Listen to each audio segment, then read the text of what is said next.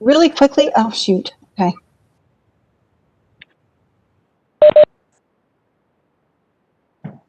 Okay, that's great. I appreciate it. Good evening, everybody. I'd like to welcome you to the virtual meeting for the discussion of the draft of the Old Town Architectural Standards for single and duplex, single-family duplex. So it's a joint meeting, and with the Development Commission and the Planning Commission. The Planning Policy Commission. And so welcome everybody. We have some Development Commission administrative business to deal with first. I don't know who's on the line from the Development Commission, but I guess I would like to ask if we have a forum or a quorum for the Development Commission to approve the minutes. Okay, would you, if you're on the Development Commission, would you please identify yourself? By the way, Richard, I can see people's pictures. So this evening we have Richard Sanford, Mike Brennan, Mel Morgan, Kevin Price, Brooke Shore, Arthur Schulte. I believe those are all the Development Commission members, along with yourself, of course. Perfect. So we clearly have a quorum. So I would like to ask the Development Commission. I'm making the assumption that you've had a chance to read the minutes of July 15th, 2020. If there are no comments or changes, I would recommend that we administratively approve those minutes, but I'll open it up for comments or questions first. Are there any? Could you hold up your hand, Development Commissioners, if you do not have any comments or questions? That would indicate that Mike Brennan has a comment or a question? No. Okay. Because I believe that Chairperson Soa cannot see everyone's images, I would ask if you, for the Development Commissioners, if given that you have no questions or comments, do you agree to approve? Can you raise your hand again so that we have it on video? Okay, that's a majority. Okay, so I'll make the presumption that the minutes have been approved as submitted. I appreciate that. So our next order of business is agenda item. The next agenda item is the draft Old Town Architectural Standards, and my understanding is Kristen Leeson, the senior planner, is going to make a presentation of those. Before you start, Ms. Leeson, I'd like to indicate that the audience will be allowed to make comments at the end of your presentation. I don't see anything on the agenda that has comments being made by the Development Commission or the community, the Planning and the Development Commission, sorry. So I'm not sure how that's going to work in. Lucy, you might help me with that.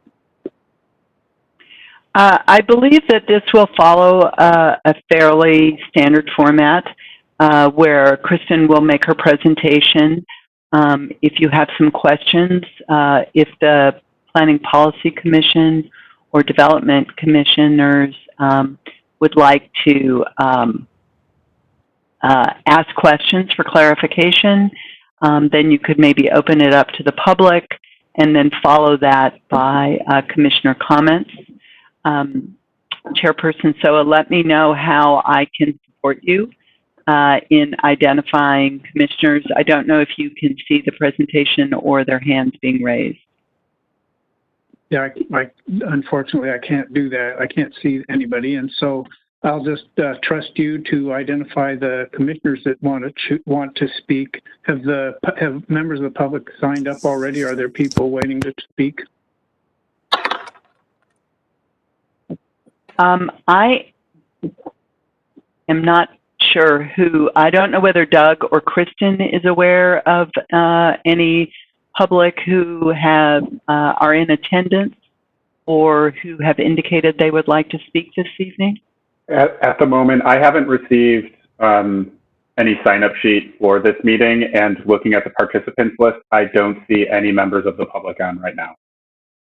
Okay, well, I think from a process perspective, what we'll do is we'll have the presentation made. I'll ask the commissioners if they have questions for explanation and understanding, and if after that, I'll ask if there are any comments to be made by the public, and then we'll adjourn. So, Ms. Leeson, would you please begin? I would love to. I have a weird situation going on. I don't know if you all can see me or not, even though I'm sharing my screen. I have this up. WebEx is up on here twice, so I'm not sure which one is working. So we'll see what happens. So thank you for coming. I'm Kristen Leeson, Senior Planner with Community Planning and Development. And tonight we are here to discuss the draft new architectural standards for Old Town. So we're going to share a draft of the code, the draft code language with you. We want to walk through another joint commission meeting before our PPC recommendation to make sure that we have our ducks in a row, and we want to identify any required edits that need to be made before we move on with this. So far, what's happened and what's coming. In September, we held a stakeholder lunch with a smaller group of people. And then in January, we held a rainy and cold but successful walkabout and workshop. February 12th, we held a joint Planning Policy Commission and Development Commission meeting. We went straight from there to City Council for one of their study sessions on February 26th. We got a lot of feedback from a lot of people. So since then, we have been drafting our standards. We want to get back your feedback, as I mentioned, before we go back for a Planning Policy Commission public hearing in the fall of 2020. And then tentatively, we would go to the City Council for action in the winter of 2021. So before I move on, I want to note that we've had a slight change in things. The initial plan was to update the existing cultural and business district and multifamily standards that are in place, as well as create new single-family standards. But once we started editing the existing standards, we realized that those needed to be unpacked quite a bit more. So we've decided to hold off on those until 2021 and continue moving us so that we can talk to the public. It's kind of hard to get out there and talk to them right now. So we really want to be able to engage them in this process. And so we're going to hold off until 2021, but we are going to continue obviously with the single family standards. So you all should have received a draft preliminary standards in your packet. I'm going to walk through this at a pretty high level. If you all want to get into specific architectural details and start talking, look closer to the ground, that's great, but it's not my forte. So we are fortunate to have Lucy Sloman, Keith Niven, and in the background, in case she has to, our consultant, Samantha Suter, is here as well. So the topics, and would you all, let me ask, kind of get a general feel, would you all like me to move to do one topic at a time and then you all can discuss it, or do you want me to move all the way through and then we can talk about it at the end?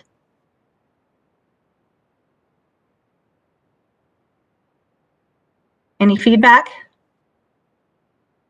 I would suggest one at a time. So okay. But that's mine. Okay. That's I'm open to either. Yeah, I think that makes sense too. Okay. That's kind of where I was headed. So that's what we'll do. So our topics are mass and scale, roof design, building materials and colors, windows, doors, and front porches, front yards, and driveways and garages. I feel like I'm asking you to pick a door. All right. So the area of applicability for the single family standards is the single family duplex zone. So the standards apply to any building within that zone. And it's highlighted here in the goldy beigey color that we have. The first topic was mass and scale. So what we heard was don't regulate the architectural style. We like the eclectic nature that's here. Let's allow some creativity, but what we don't want are big boxes. We don't want these huge things that tower over the rest of the existing architecture in Old Town. So the intent is to promote buildings that are consistent with the scale and character of the surrounding area, to avoid essentially big boxes, and to encourage thoughtfully designed buildings that once they're built, people say, ooh, I really like that one. I'm glad it's here. So some of the ways to do that are to recessed parts of the building. So if your building is 30 feet, you cannot go more than 30 feet on a building without any kind of articulation or recessed building. So you can see that your street facing facade would have to have an entry feature such as a front porch or some architectural detail. You'd have to have a change in plane, maybe a recessed or a projected portion of the facade, and then like a street facing gable might be up there. 2-story buildings would have to vary the building height and the roof shape, and all buildings would need to use articulation techniques such as the groupings of windows or balconies or trim details. So, and if you're looking for it in your packet, if you have it there in your standards, it's on pages 6 and 7. So that's what I have for mass and scale. So any thoughts, questions, comments? Hi, this is Richard Sanford, Development Commission. Just wanted to ask, so in terms of process, are we commenting on the parts of the document that correspond to this part of your presentation, mass and scale then, as we're going through? Yes.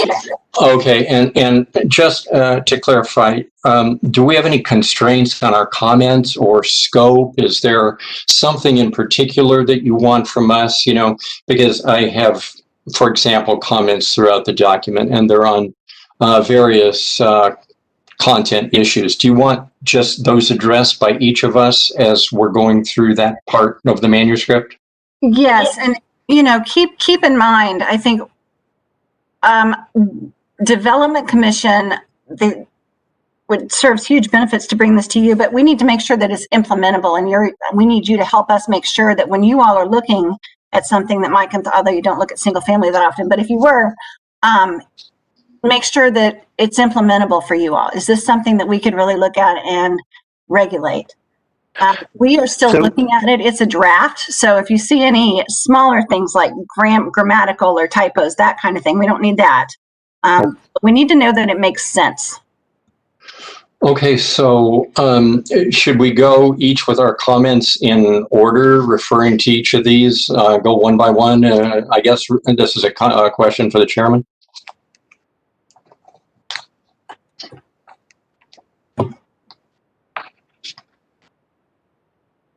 Chairperson Soa, do you have a preference how comments are given by the various commissioners?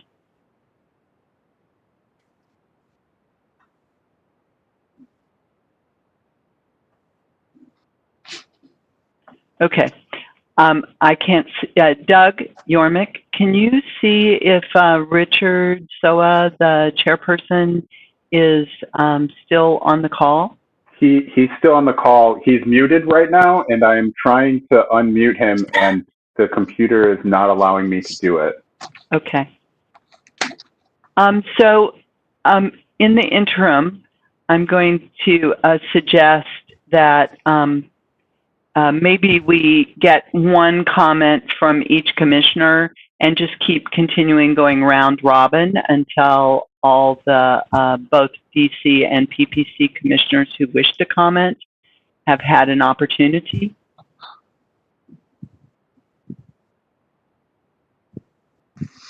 Okay, anyway, since I'm on talking anyway, why don't we kick this off so we can move along? Okay. So I'm going to back up a little bit before this. I want to look at the title page, page 9 of 29 in our handout. I see it's numbered 18.19. Does that refer to a chapter of the IMC then? Yes. Okay, so that current section is reserved for CBD and adjacent, multifamily M and multifamily H.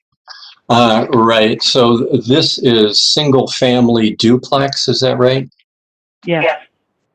And so the intent is for this document to become part of the IMC.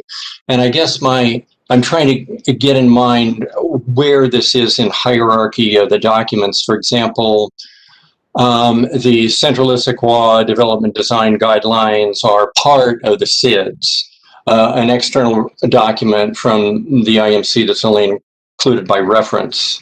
But is this directly part of the code, whereas the architectural standards for Central Issaquah are going to remain part of an external document? Or I wonder what the planning was there. So both,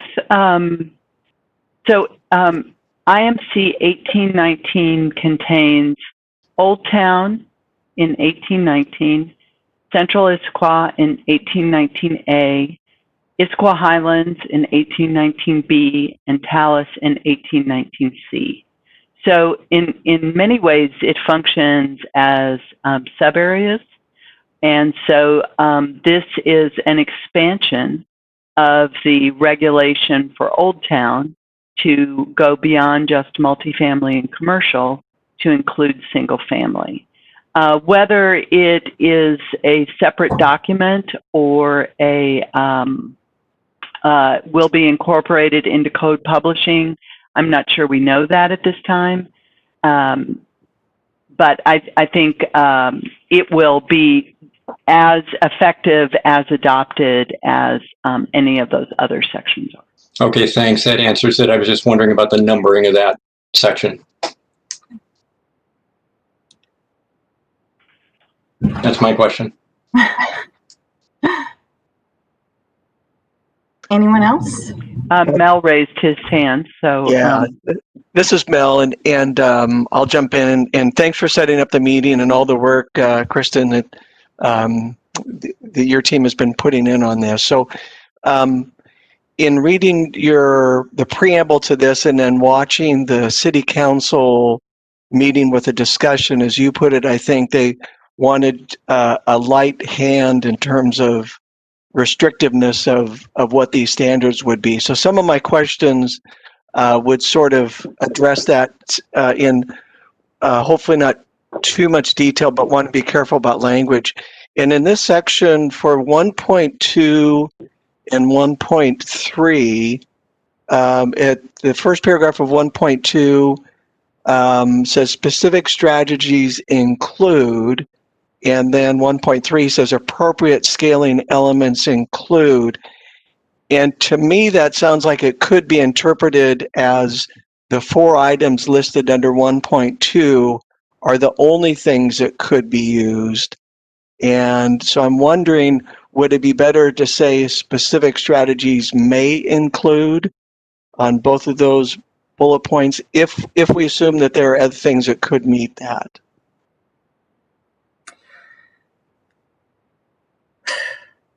Lucy Sloman, I'm going to defer to you on this one.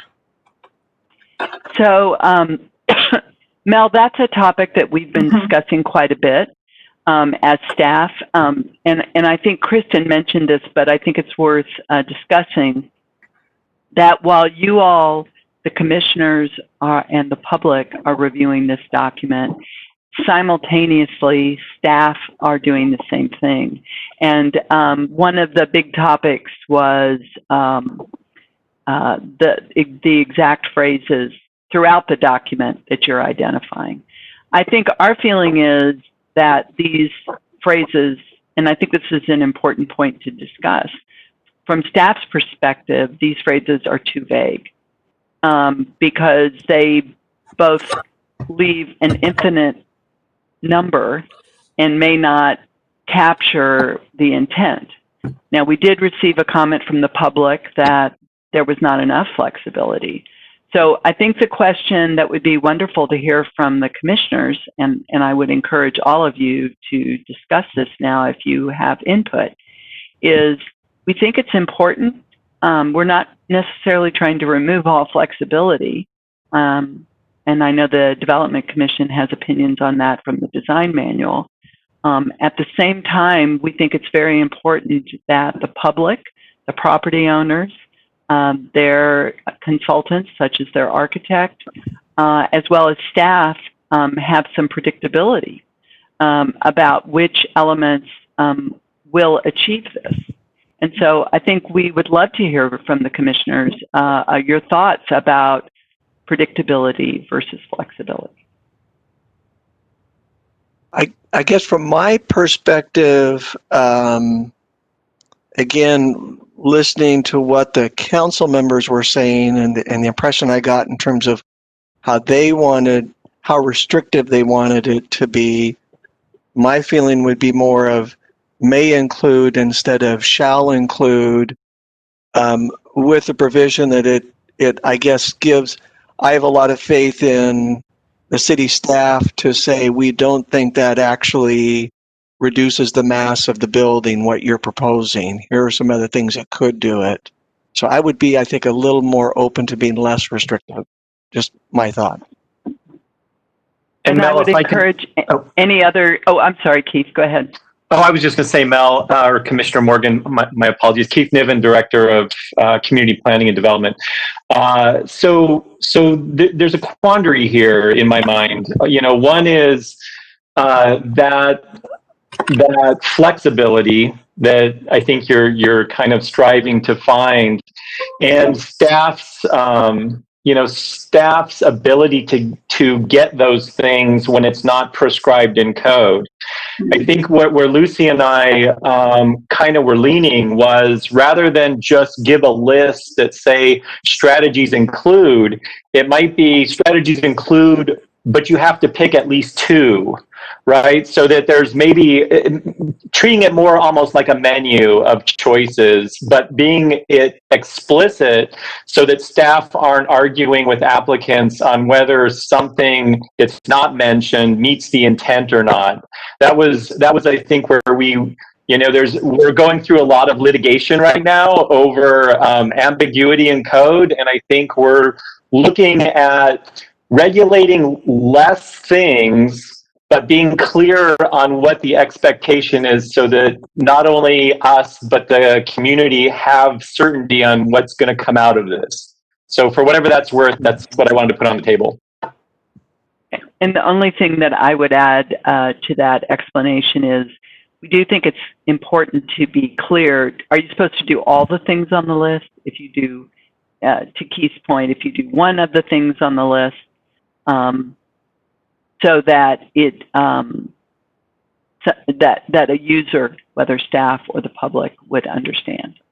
And I just want to say, even though we're maybe doing this round robin of comments, I would, when we have a topic like this that a commissioner has raised, I would encourage all the commissioners to participate in the conversation rather than waiting until it is their opportunity to comment. Mm-hmm. So feel free to join in, commissioners. All right, this is Richard. Can you hear me? Yes. Okay, I think that the salient point in both 1.2 and 1.3 are the sense that for instance, a two-story building shall vary the building height, the roof shape to reduce the mass of the building as perceived from the street. Saying specific strategies may include directs the people to directs any developer or any citizen to be able to look at that and say, is my recommendation doing this or not? I don't think the same with the facade articulation. It says appropriate scaling elements may include this kind. It gives them the idea that this is what they ought to be looking at, and the Development Commission, I think, would generally feel pretty comfortable if somebody came up with a different idea. I'm not sure what that would be, but if they come up with a different idea, we could push it back to say, well, does it comply with the general sense of what the criteria is supposed to be doing? I think Mel, Commissioner Morgan's on a good thought there of not necessarily. I don't think we're going to see a lot of weird stuff, I guess is what I'm saying. Hello, this is Commissioner Price from the Development Commission. I guess when I think about it a different way. I think most people look at this through the lens of themselves as a homeowner, and if they're going to be remodeling, and so they should. But I look at it through the lens of a builder or developer coming through, and I think we need something that's more stringent to help preserve and maintain the character of this district. And that said, I wonder, is there a mechanism for departures? So if a homeowner is trying to perform, but potentially they don't have the budget or the means, Is there a mechanism for departures? I guess I would err more on the side of these guidelines need to be, well, as written, I think they're pretty good, but I think less flexible at times. I think the commission needs footing, I think staff needs footing, and I think the applicant needs footing that's predictable. And then I had one other question on that point. Section 1.2, a two-story building. Now, does that apply to buildings greater than 30 feet in width, or is that all two-story buildings? And should that language say all two-story buildings? That would be all two-story buildings, and so that clarification can be made. Yes. Okay. Thank you. That's all I had for now. Are there other commissioners that would like to speak on the topic of sort of predictability versus flexibility? This is Doug Yormick, Assistant Planner with Community Planning and Development. We have a question from Commissioner Lewis in the chat, and before she goes, I wanted to just mention to everybody that's here, if you can use the chat function to say whether you have a question or a comment, so then we can go through them in order instead of kind of jumping all over the place. This is why Doug is the trained manager and I am not. Thank you, Doug. Commissioner Joy Lewis here. I wanted to start out by saying thanks for everybody who joined this meeting. A lot of times when we're looking at enforcing code, having DC whisper into our ear and be able to give us your institutional knowledge is huge for us to be able to say that even though you guys don't necessarily look at these projects at this institutional level for single family homes, being able to help us with really what can be enforced is hugely helpful. So I wanted to start out with a thank you. And, you know, Keith kind of took my thunder, to be honest. So I love this section because I think it's one of the most concrete ways that we can really direct and preserve the neighborhood. You know, we did hear from council wanting to have a lighter touch. But I think that this is a particular section where we need to have a stronger hand. And I had the idea of saying, why don't we actually specifically say you need to pick at least 2 out of our list, for instance, or maybe that's 3, depending on how council feels. But being able to give applicants the choice of saying you can either, you can either have, a change in roof line. You can either have a balcony. You don't have to have them all, but you have to at least have some sort of combination. And then that gives them the leeway to feel like they're having some sort of say rather than we have to do all these different things. So when Keith started going into his suggestions about conversations with Lucy, I'm really a big fan of making it more concrete and actually making it more prescriptive and saying you get to pick out of these multiple choices. And so I think that makes a lot more sense to me as far as as an implementation rather than leaving it kind of more open-ended. So that's kind of where I'm coming from on the math. The next person is Arthur. Yes, thank you. Commissioner Schulte. Yes, this is Arthur. Can you hear me? Okay. Okay, perfect. Thank you. This is Arthur with the Development Commission. I echo the previous comments regarding a more prescriptive path and more restrictions. I think everyone likes options. I think the other benefit of that is some of these developments they're being bought up, or lots, they're being bought up by developers, right? And they don't always have the best interest in mind in terms of the community. I mean, sometimes it is about maximizing floor area, reducing cost, and so on. So I think if some of those restrictions are in place, that will help guide them so that, when it comes to developing the property and selling it later on, the building fits the character, of the community. So that was my comment. Thank you. Commissioner Shore. Hello, Brooke Shore. As I was reading the document, I felt it was fairly prescriptive with the shalls, but I thought that the includes kind of weakened those shalls a bit. And so I do agree with the idea of including a certain number of items that should be used, because that would allow some very prescriptive things, but also allow for a little bit of creativity too. That's all. Commissioner Brennan? Thank you. So there's always the tug of war between prescriptive, which provides predictability, and the less prescriptive and more flexible, which allows more creativity, but you also get a lot more variation. So a question was asked earlier, I think Commissioner Price asked about the option for deviations or administrative adjustment of standards and what the process would be, or if that has been integrated into the thinking here in the administrative provisions, so that if you run into situations where, like, a lot configuration or a corner lot or something that's not well dealt with in the more prescriptive approach that is defined in some of these design standards, there's an off-ramp that can be applied and some discretion granted to administration to make those changes. Not an arduous process, but something, because what I really appreciate about this, the way this is set up, is for each of these sections, you provide an intent statement. Here's what we're intending to do, or the outcome we want from these provisions. And that's kind of helpful in providing that guidance. But anyway, the question back to the staff is, administratively, what is the thinking about deviations or alterations of standards?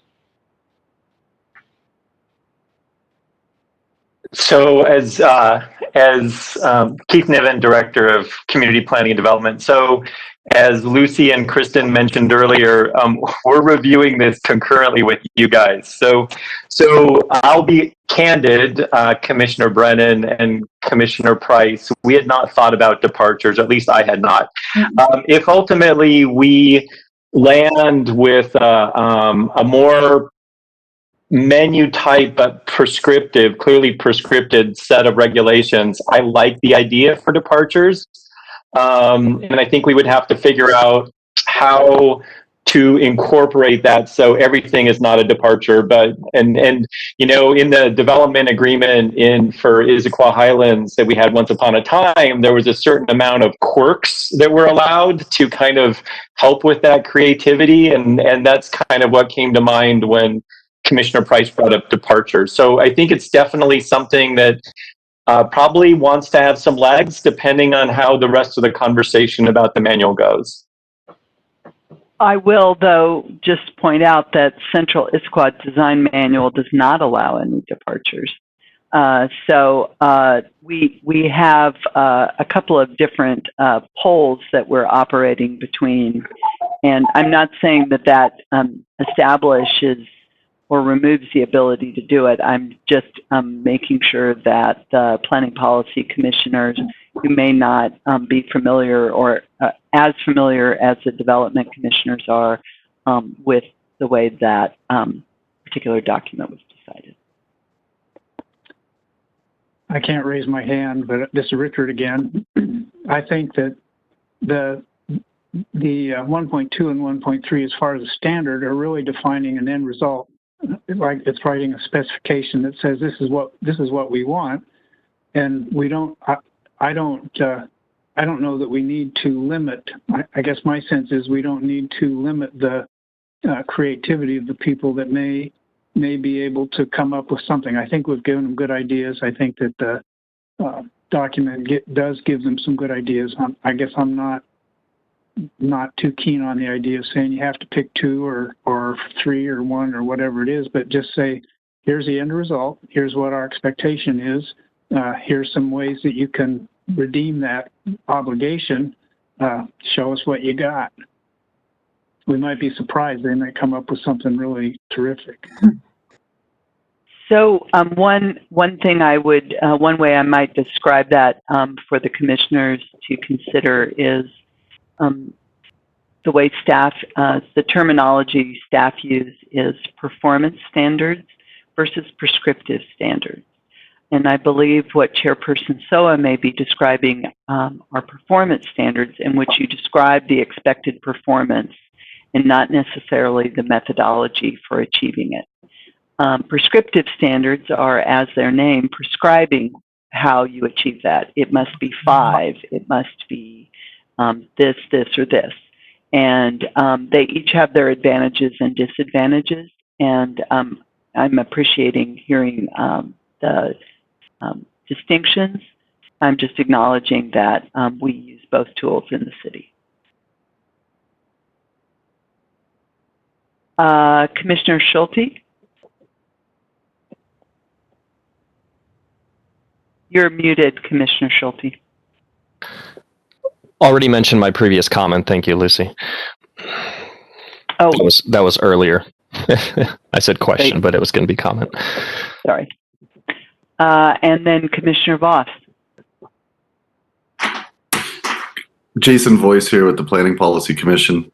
Let me just begin by saying thank you, staff, and thank you, Development Commission, for inviting us into your virtual home tonight. This is, I believe, your guys' meeting time. So I do also want to say thank you for the clarification, because reading that, I was a little concerned that they had to pick all of these different options. So I'm in agreement. I think having a menu, a choice of options, is a good idea, allowing people to pick, but not giving them a free rein, because unfortunately, I am not of the belief that everyone's going to have a good option. Sometimes we all know that you don't get to pick your neighbors. So I do think having a menu where people can pick multiple different items to accomplish what the city and what we're trying to do is a good idea. My question for staff is, you have cities like Clyde Hill and Medina who are going through this process right now. Has anyone looked at actually reaching out to your guys' colleagues out there? Clyde Hill are tearing down old houses mixed in with new houses and new construction on the daily basis. And you're seeing how these two cities are doing it. I'm wondering if anyone's reached out to them to kind of understand what their standards are, because they've done a pretty good job with it. I would turn to Kristen and Samantha. Yeah, this is Kristen Leeson. I haven't looked locally. I know that our consultant has looked at many other cities, particularly on the West Coast, that she has either worked with or is aware of. But I have not looked at Clyde Hill and Medina, so worth a look. Yes. Yeah, and I'll jump in too. There are some areas that want to preserve a historic landmarked area. And the difference with Issaquah and with Old Town is that it's not a historic neighborhood. There's this eclectic character. So in terms of a lot of examples out there, this is more on the flexible side of things, where we want to allow this eclectic mix of different styles in architecture. So I think that's a good point. We definitely want to look and see what other people are doing. But there's, I guess this goes back to City Council's comment about having a lighter touch, because it is on that more flexible, eclectic mix on the spectrum.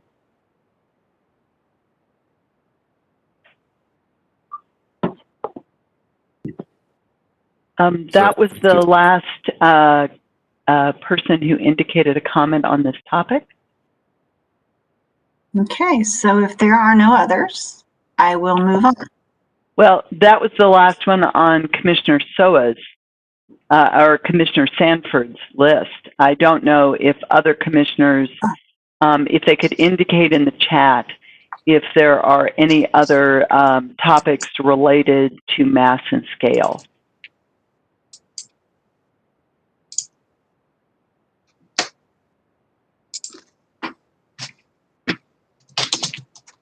I'm gathering that Commissioner Sanford has some additional comments. Thank you. You saw me typing, Lucy. I did. Okay. Yeah, I have several actually. So I don't know if we're, well, I'll start and with one, and then we'll see where we go from there, I guess. I'm looking at on page 14, I'm looking at 1.3. It includes the word further. Does that mean that both 1.2 and 1.3 are required? And 1.2 refers to two-story dwellings. So would these two sections apply only if a building is two-story? Commissioner Sanford, just to make sure that we are tracking, when you say page 14.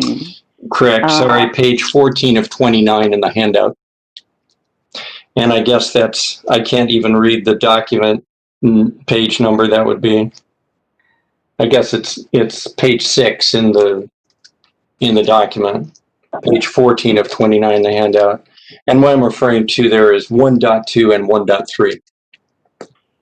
This is Kristen Leeson. And yes, I mean, if you have a 2-story building, then yes, it is required that you vary the building height or roof shape to reduce the mass of the building. And you would need to do articulation techniques such as window detailings or window groupings or changing color or material. Okay. If you have a 1-story building, obviously you only have to do 1.3. That would be required for 1-story. Okay, so if it's 1-story, the articulation technique would not be required if the building is over 30 feet. If you have, so if the building is 2 stories, you have to do 1.2 and 1.3. Right.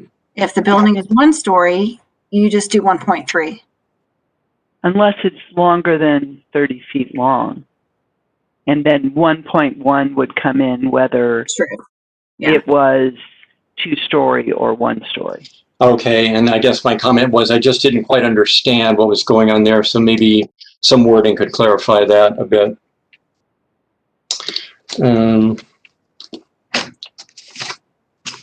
So did you want me to go on, or do other commissioners have comments? I have a few more on this section.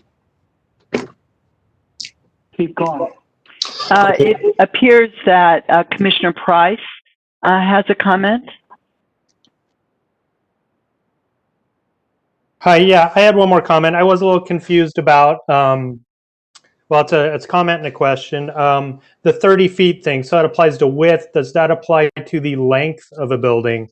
I think good tools to regulate bulk mass and scale are planes, like roof plane, roof ridge, wall plane. Does it also apply to the length? It applies to the street-facing facade. So I guess width, I see that as width, but some may see it as length. But it's the piece that faces the front of the building that faces the street. Agreed. And so that's the only thing up for grabs, really, at this point. Yes. That's the question. Okay. Yes. And so we're not interested in regulating the sidewalls or the ridge lines or the planes. It's really just about the street facade and how it presents itself to the street front. Correct. Okay. Well then, I guess I'll reserve my comments. I just think those things are good methods to regulate mass, bulk, and scale. But I think you've captured them all well where you're wanting to achieve those goals. So that's all I have. Commissioner Sanford? Yeah, so I guess we've heard basic fundamental concern here from the community and the city council. The concern is they want to prevent box buildings, right? Huge boxes. So I'm wondering if the requirements adequately do that. For example, could I build a building that is 30 feet wide with one window on one floor?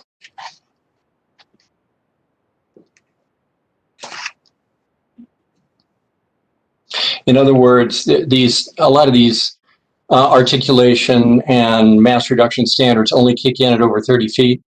So I'm wondering if I could have a 30-foot building with one window on the second floor, according to the standards that we currently have now. Well, if it was 2 stories, it would have some additional requirements. I think one of the challenges in finding the best way to have a discussion about this is windows and doors are another section of the standards, another sort of division, subsection, if you will. And so the challenge is that some tools address one section and some address another. So we recognize that windows play a role, and that has been described more generally in this section and is somewhat more specific in the windows and doors section. Yeah, I guess my reading there was that I think it only called for one window per floor back in the window section, but we're getting a bit ahead there. But it was in the area of general concern about creating a big undefined, unarticulated mass building, you know, that my concern was related to.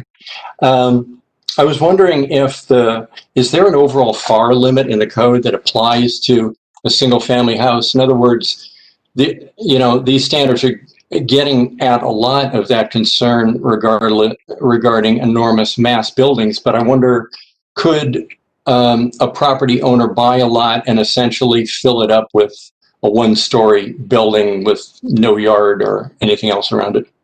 Hi, this is Kristen Leeson, and there are impervious surface requirements. So there are no FAR standards for single-family homes.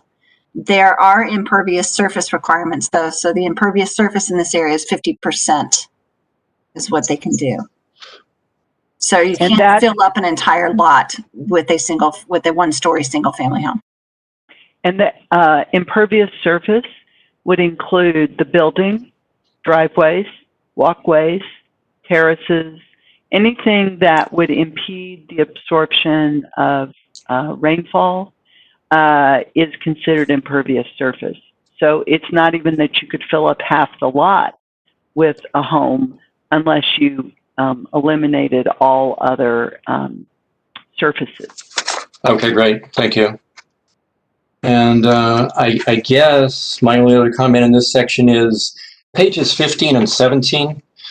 They kind of go into the background about character of Old Town and so on. And when I read this, those really struck me as more conceptual, introductory kinds of information. I almost expected those pages to be flipped. In other words, in those two sections to occur before the actual how-to sections. So the what or the rationale comes before the how-to.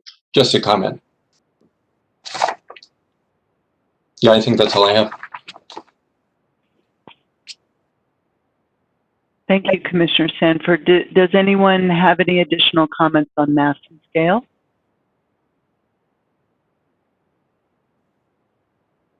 Hearing none. Oh, I'm sorry. Go ahead. I really did like the diagrams and the dimensions shown on those. It really seemed to clarify a whole lot. It just made it pretty obvious to be able to take a look at a picture and see it. So I want to commend the consultant or whoever did this. I think that was a really good piece of work. Thank you. Great. Okay, so I'm going to move on, I think. There we go. To roof design. So there was a bit of disagreeing opinions here on roof design. So the community and the PPC and DC wanted to prohibit flat roofs. The council, however, wanted to allow some flexibility and allow flat roofs as long as potentially they were green roofs or rooftop decks. So we want to ensure that the roof is complementary to the style of the building and that you don't have large uninterrupted expanses of roof that can really contribute to the massing of the building. So the roof shape is required to be coordinated or consistent with the massing to create human scale. And then any roof that's over 40 feet in width must include a change in roof shape, roof line, pitch, or gable to break it up.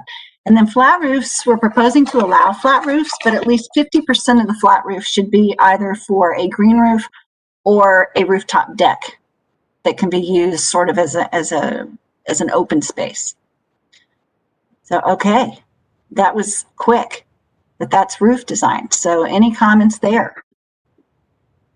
Commissioner Price? Hi, thank you. I have one comment on 2.2, and I like this guideline a lot. I I regulate a similar guideline in other work I do.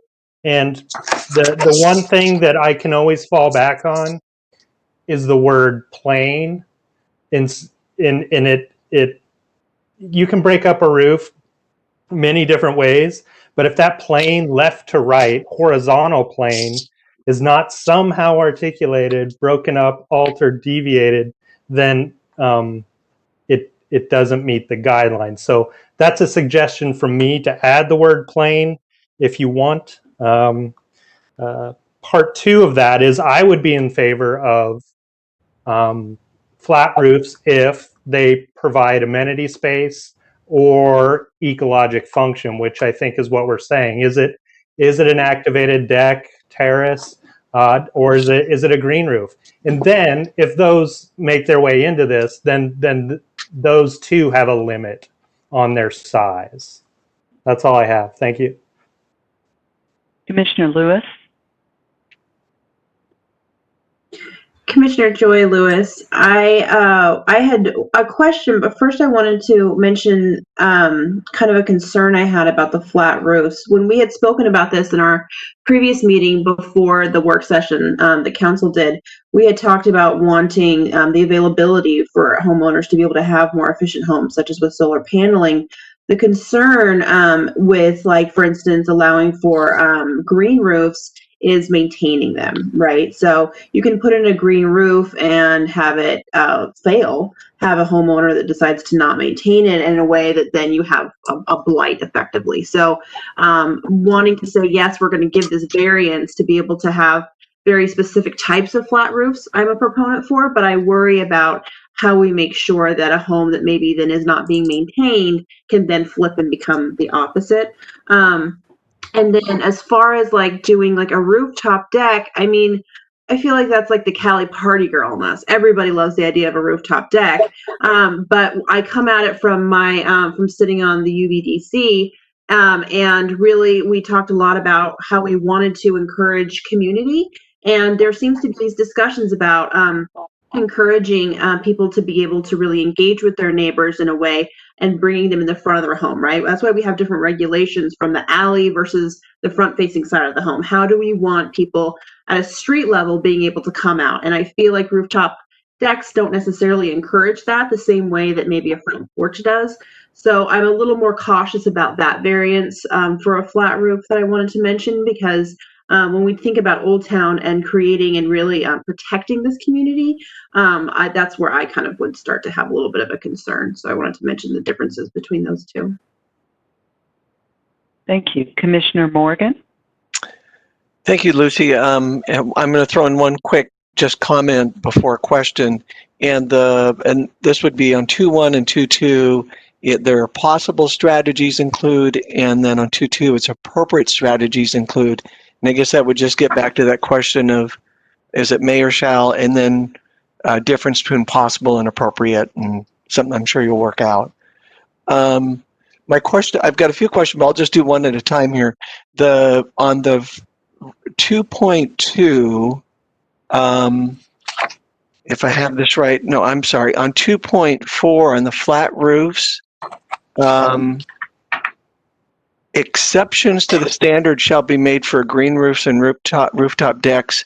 I didn't understand what that meant in terms of how the exception would work. Would it mean that any green roof or rooftop deck doesn't count towards the 50%?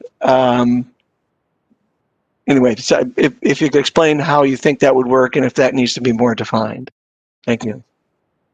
Hi, this is Kristen Leeson, and I think you and I would say it different ways, but I think it's the same thing, in that you can only have 50% unless you do a green roof or rooftop deck, in which case you could do more of that. But 50% of that rooftop deck has to be green roof or deck. Does that make sense? It sort of, but it doesn't seem to read that way. I guess I'm thinking if I'm a developer and I said, okay, I've got 10 square feet of green roof, so now I can do 80% of my roof. Mm-hmm. Yeah, I guess my thought would be, it seems like it needs some more explanation of how the exception would work. Okay. Yeah. And I've got a couple other questions, but I'll come back. Commissioner Sanford? Yeah, thanks, Lucy. On 2.6, this is about colors of roof material. We allow metal roof in 2.5. What about a green metal roof then? Would that be excluded?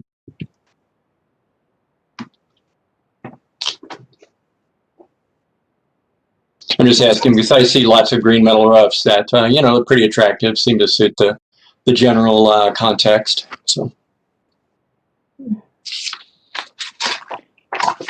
So this is Kristen Leeson, and I'm going to jump in here, and I'm going to say we need to look at it again, but I interpret it as yes, as long as it fell kind of within the color scheme. That maybe need to be clarified, but I believe so. Yes. Okay, yeah, thanks. In that 2.5, it didn't seem like, you know, this was a reference to the color scheme that had been used elsewhere, but this suddenly got very specific that we wanted more muted, dark tones for the roof here that would preclude anything else. So I just wanted a clarification on that. Thank you. Commissioner Morgan? Yeah, actually, that was one of my other comments, the questions on that, and I guess it was, why do we specify just medium and dark? Partly when I look on the previous page on page 23, I think it is, of 37, one of the examples they show of existing homes has a very light colored roof on it. And so I wondered, is there, and we talk about it being eclectic, is there a reason why we want to be that restrictive on roof color?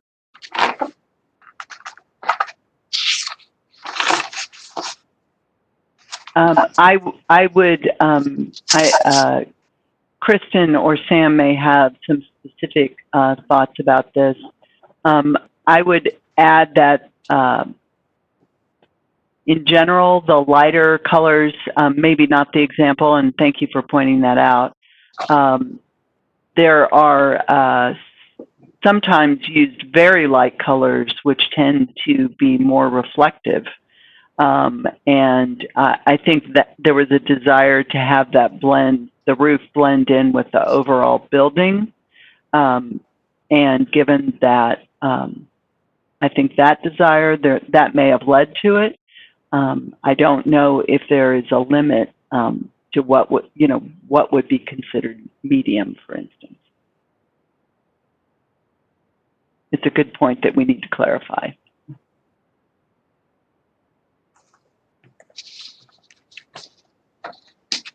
I believe, sorry, my mouse has just disappeared. Commissioner Schulte? Yes, this is Arthur with the Development Commission. Thank you. I guess I've got a comment. Looking at 2.5 and 2.6, I almost feel like those could be merged together. 2.6, I could see that potentially being an issue if you have a small footprint for, a one-story home. In that case, the roof really is the dominant, almost the dominant feature of that building. So, it's like, how do you address that at that point? Seems like there might be an opportunity to actually merge 2.6 and incorporate some of the earth tones that you're trying to describe there in 2.5. With these smaller building footprints, I mean, roof materials tend to dominate on some of these smaller homes. That's just kind of my thoughts, thinking out loud.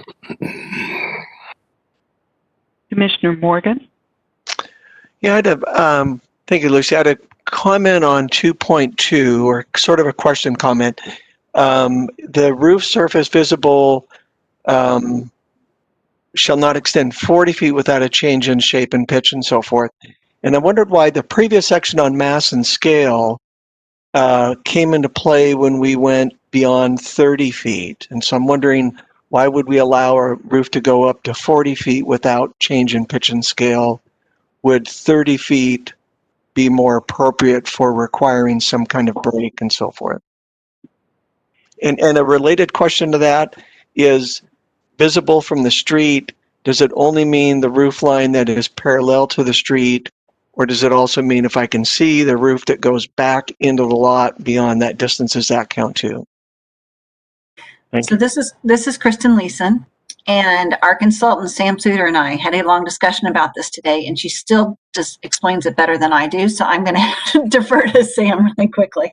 Sam. So the intention with the roof line being longer is that if you have a 29.5-foot building, then you could have a nice healthy overhang for your roof, and 40 feet might be a little bigger, but I don't know, it felt kind of silly to do 38 foot of a roof expanse.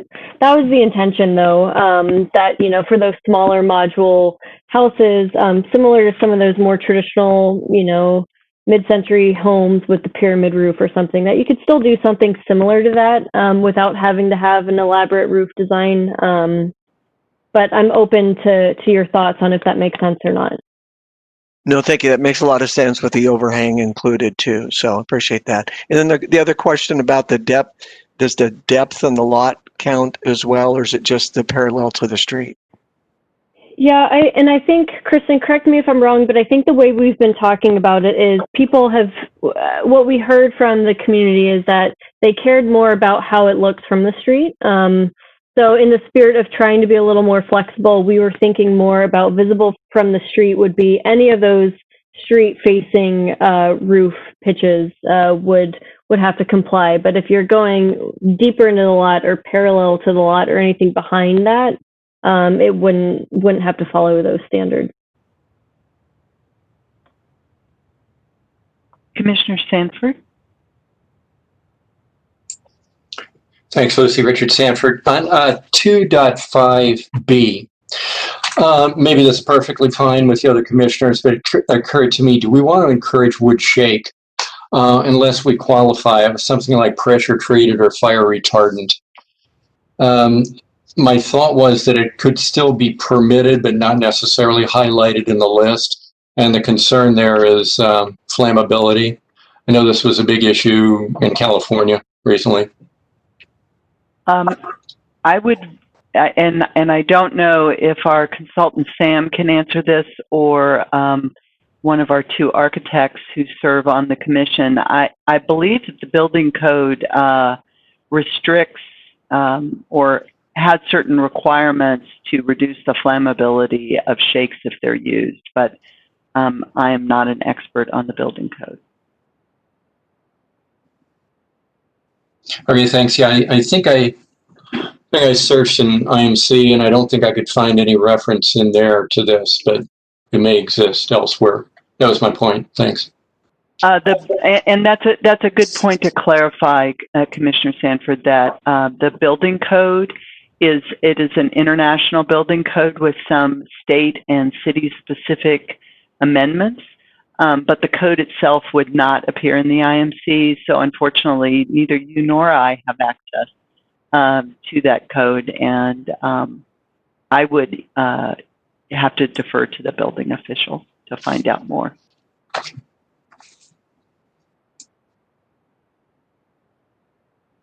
Yeah, and that's a good point. This is Arthur again. That's a good point, Richard. And Lucy, I deal with larger structures than single-family homes, but there is a element of fire protection that has to be incorporated into the roof structure. It may not be above, but it's usually it's within that cavity of that roof. So but it is a good point. In terms of residential single-family, I'm not too familiar with that code specific. Commissioner Price? Hi, yeah. Generally, the building code will regulate fire with respect to structures and their proximity to the property line. And then there may be more stringent codes in certain communities, but the International Residential Code, just out of the box, isn't necessarily going to prohibit cedar shakes. And so, sure, you could have them. I guess my opinion on them is they look great for about a year, and then it's kind of a nightmare. But they are charming for a while. I'll put it that way. And I think the tendency these days is to not even install those. I've seen a lot of houses where they're just ripping them out and replacing them with asphalt shingle or standing seam metal roof, just because of durability and just the amount of maintenance that's required with those. That's the other thing to say about them is they are the most expensive money or roof money can buy is a cedar shake roof. You'd think it would be metal, but the cedar shake are typically cost prohibitive. And well, that's not true. A slate roof is the most expensive roof, but I don't know. I wouldn't necessarily prohibit it, but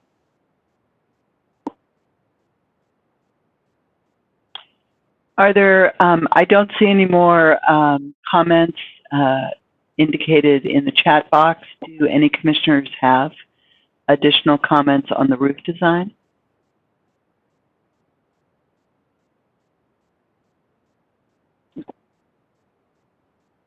Seems like we can move on to the next.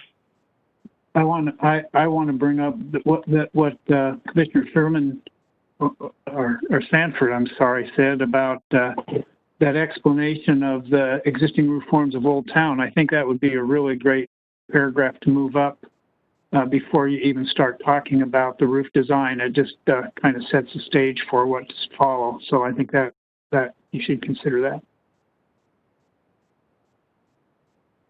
Thank you, Chairperson Soa. Okay, so the next topic to discuss topics are building materials and color. And again, we heard a variety of things. The public was more concerned with durability rather than what the exact material was. I think their bigger concern, though, was that this didn't increase the cost of having to do any of these things. They wanted to make sure that things were cost effective and practical and not expensive. Commissioners wanted more guidance regarding what materials were appropriate or inappropriate. And the council actually didn't want to focus on the style of materials. They were concerned about the durability, but really would like to apply that citywide rather than just to Old Town.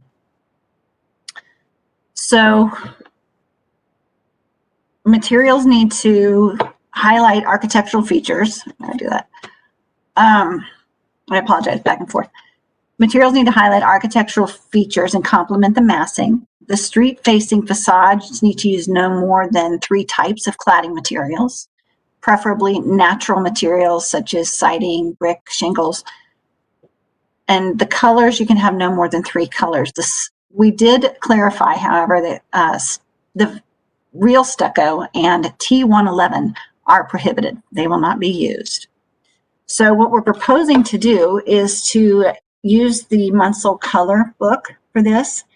And it really, it's good. It doesn't designate colors. It's not like the existing standards in the cultural and business district and multifamily area.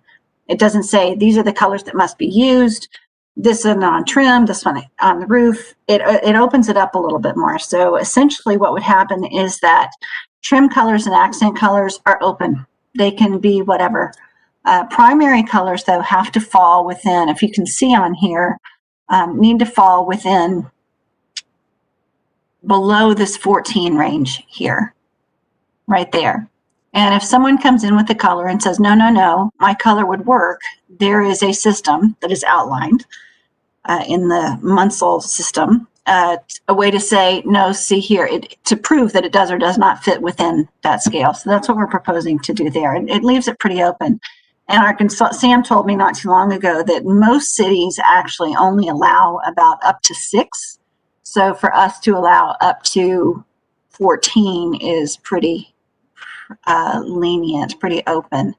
And, part of this is that people wanted to leave the eclectic feel in Old Town. And if you start to make everything be gray or beige or something, then you lose some of that character. And then as far as the materials go, we wanted to create a sense of human scale and encourage or just kind of complement the overall style of Old Town. So that again, quick. That's what I have from building materials and colors. So, and now it's up to you. Any comments?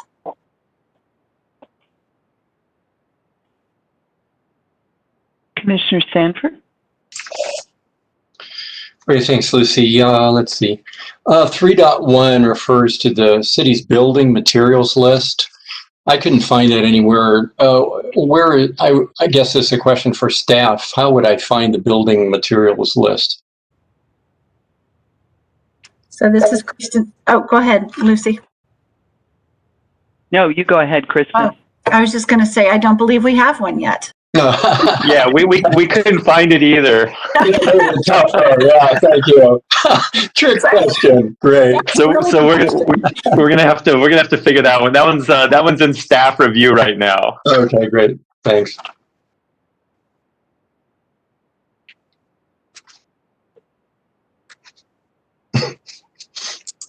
Commissioner. So, Commissioner Price, did you indicate that you wanted to make a comment?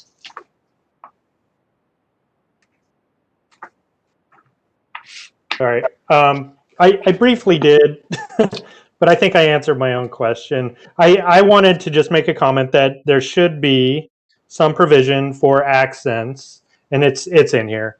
And I was going to suggest a percentage, but I think through trim and accent, you've captured it. Maybe you go one step deeper to define where accents can occur, but that feels a little restrictive. I think this is pretty good as written, actually. So that's all I have. Commissioner Sanford?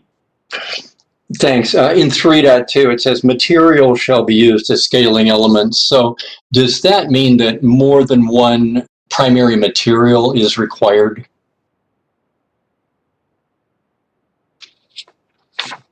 This is Kristen Leeson, and no, we've talked about that and said that more than one should be required. But right now, the way it's written, you can just have one material. You all correct me if I'm wrong, but I believe that that's the way we left it. Yes. Okay, and I guess the way I took that statement, materials, plural, shall be used, it seemed like it was requiring more than one. So that's just my put on that. Commissioner Brennan? So just a quick question, and maybe it is, trying to stay consistent with kind of the eclectic nature that you're trying to create in Old Town. But in 3.8, it talks about high intensity, extremely bright, fluorescent or metallic colors aren't allowed except for accent colors, trim and accent colors. So in that particular provision, trim and accent is not, those elements of the building are not regulated at all. People could paint them whatever color they choose. Because you can get I've seen some pretty interesting trim on buildings out there. You kind of wonder what they're thinking, but that you could end up with some interesting, results from that. But if that's, the flexibility, the creativity, the kind of unique nature, that will allow for that. But not regulating it at all, it does allow for, bright, very bright accent colors.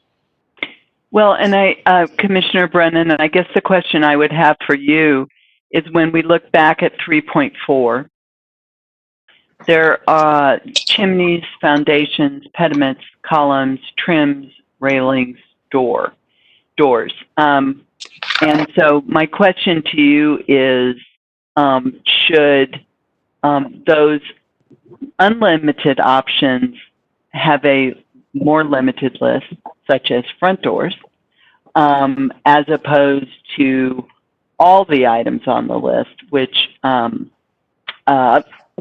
maybe have more variation, but maybe not an unlimited number? I'm not advocating one way or the other. I just have an indication that you might be thinking about some of that.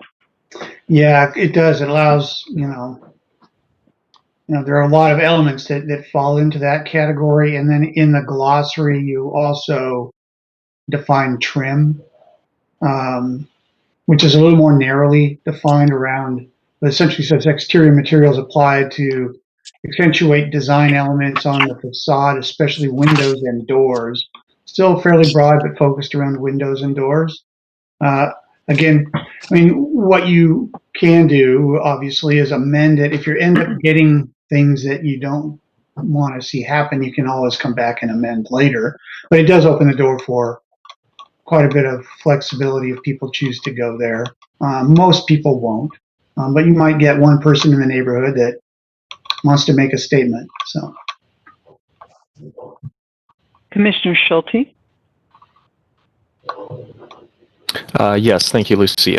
Question, I guess, for staff. Looking at 3.3, primary versus secondary materials. For example, if we look at that image of the house on that same page at the top left, that more modern house, that's almost getting to a point where any one of those materials could be a primary. So I guess my question is it up to the homeowner if the material looks like it's equally if the two materials look like they're equally distributed around the building, is it up to the homeowner to establish what that primary material is?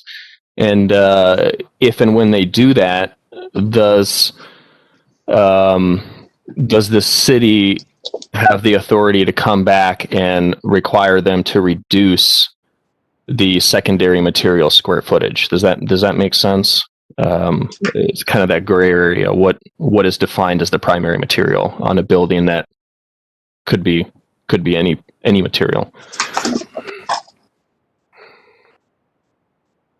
So I guess what I'm saying is, do we want to incorporate a math requirement here, square footage requirement, or is it more just kind of visual?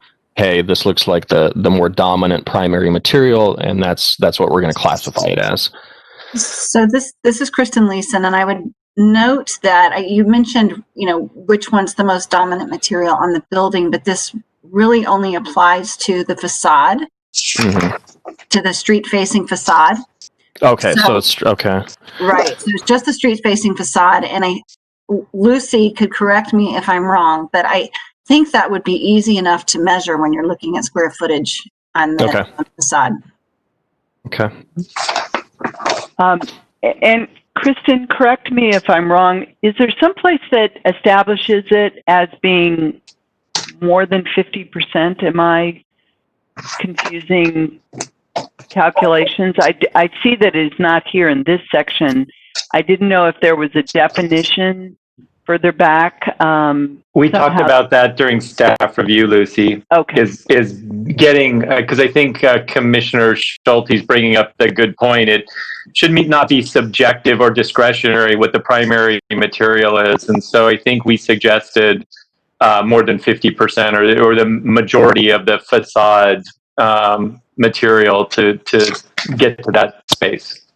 So I'll jump in here, and Chris and I were talking about this, and we're saying, well, it all depends on the facade design, and I think that picture on the left is a good example, where if you have 3 materials, because you could have more than 2, you could have up to 3 types of cladding. So if you have a primary and then 2 secondary, in theory, then the primary might not be 50%, but it still might be the most prevalent material. So we didn't want to get to that percentage because we didn't want to be overly prescriptive. But I think when you look at the explanation, the primary is the most prevalent, and then the secondary is used to highlight or accentuate certain elements. So I look at that picture and I see the lighter wood color as the secondary material, because it's accentuating that projection and it's accentuating the windows, and it's less than that the shingle material. But my thought and how Chris and I talked about it is we don't want to be too prescriptive. Like, you must have one predominant material. You can have 2 that are kind of balanced and cohesive. So it's still, it is in that gray area a little bit, but If you think it should be more prescriptive, we can totally add those percentages in, but we wanted to be a little looser with that as well. Does that make sense? It does, yeah. Thank you very much. And as mentioned earlier, I think once you're looking at the street elevation, the facade elevation, it'll be much easier to tell. Here at this angle, you've got some of that brown material wrapping around the corner, so it gives the illusion that it might be equal square footages, of both materials. I do have another question in the previous meeting. That I watched, there was a mention about, or there was a picture of a metal material, kind of a metal shingle almost, reflective. Was there a reason that was not included in the prohibited list? I'll jump in. What we heard from council was they think it's great to allow those, and that metal shingle was actually, it's in Issaquah.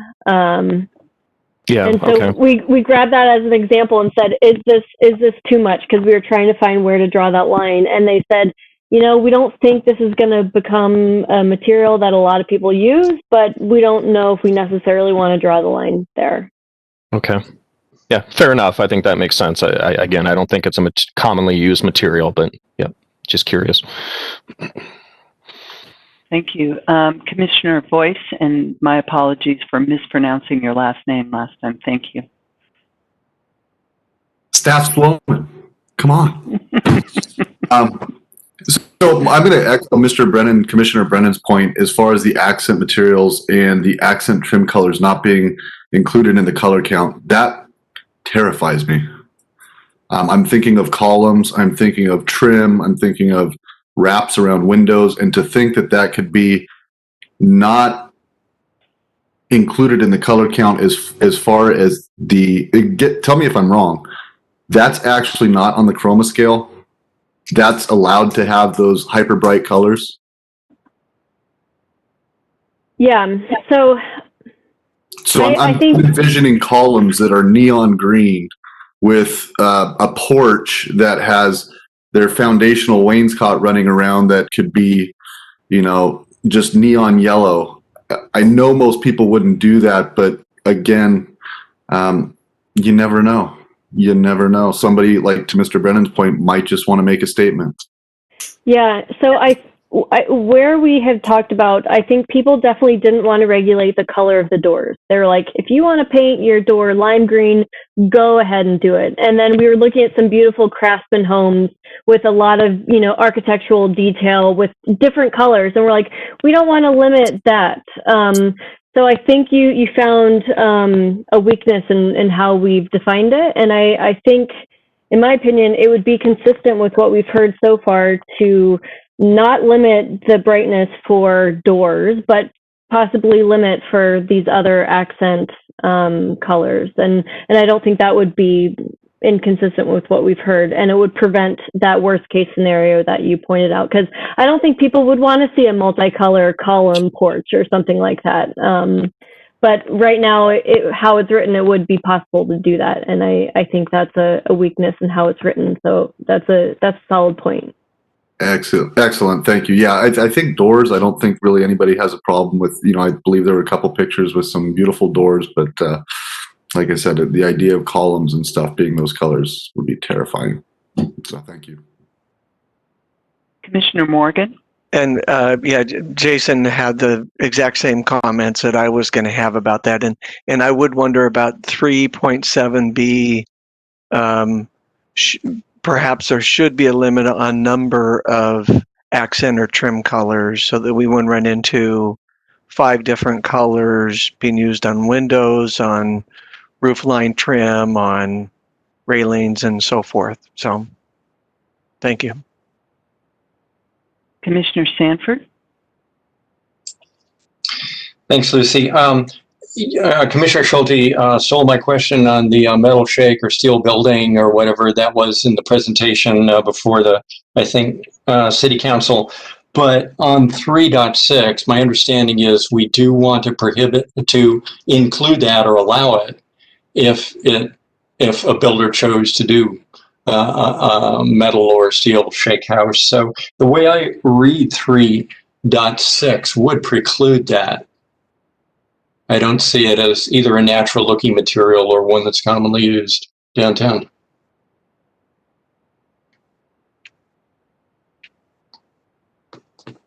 Well, and that's an interesting point, that natural looking might allow a metal shake, but it would have to be of a color and a pattern, say a pressed pattern, for instance, that appeared as if it was a shake, for instance.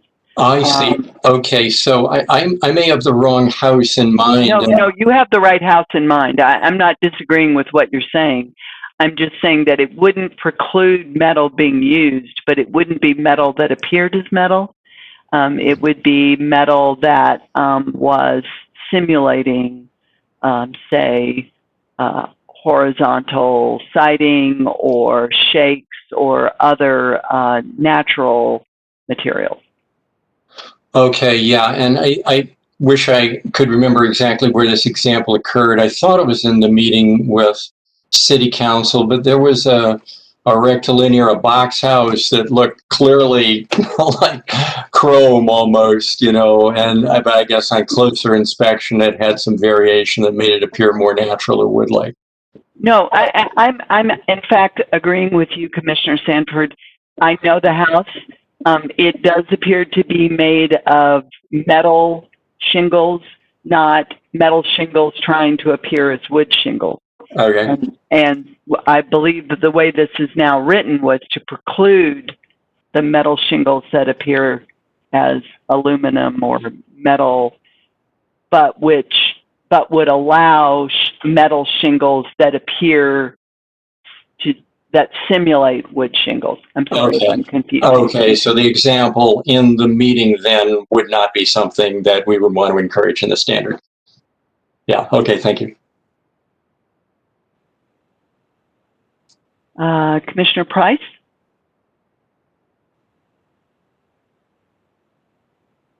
Hi, thank you.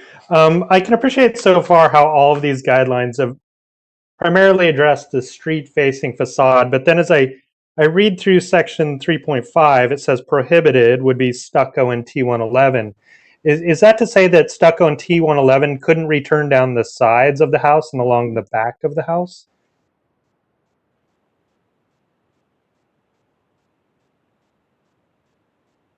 Did you hear me? Hi. Yeah. This is Go ahead, Kristen. Okay, I was going to say I did hear you, but no, I think what was intended here was that stucco and T111 could not be used on the building. Okay. But you're right. Right above it, it talks about street-facing facades. So we could clarify that if I'm right, and that was the intent. Yeah, and I just wonder a little bit, you know, I can appreciate that it's about the street-facing facade, but, you know, we as humans don't live in elevation. We live in perspective, you know. So if you're walking down the street, you see so much of the sides of these buildings.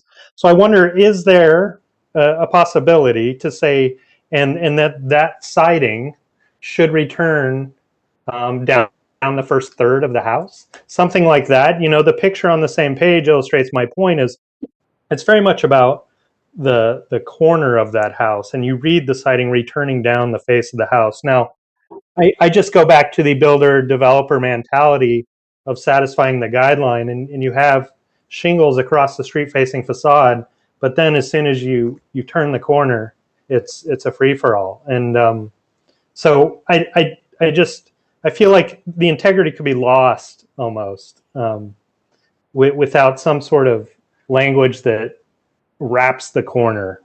I don't know if anybody else has any thoughts on that. So this is Kristen, and you know, I'm going to let somebody else speak after me, but one of the things that I think we've been very conscious of is trying to not make these requirements expensive for people to do.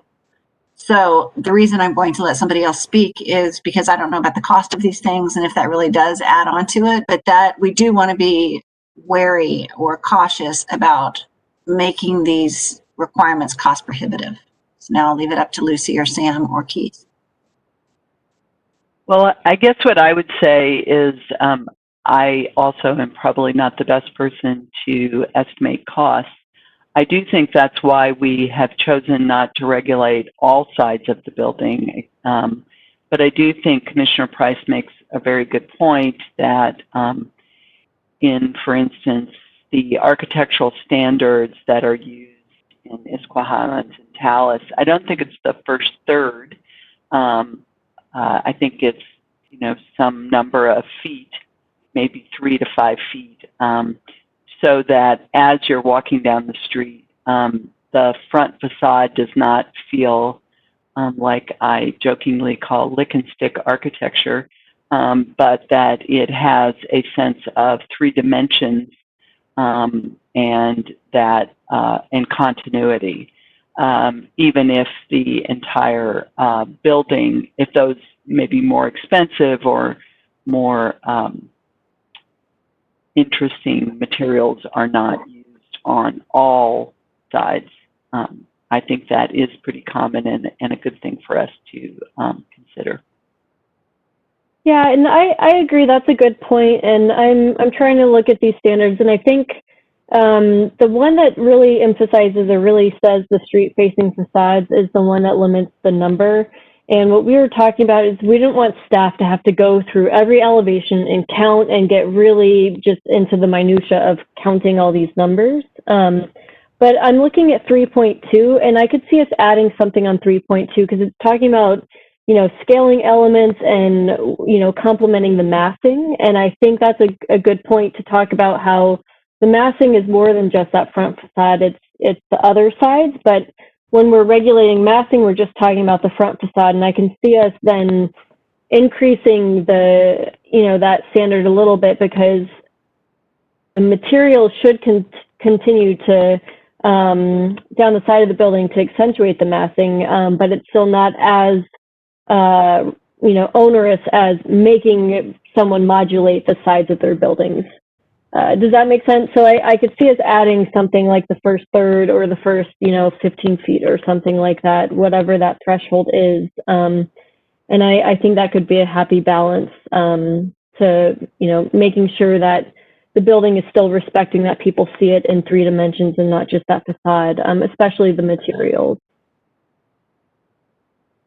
Thanks for considering that. I think it would go a long way.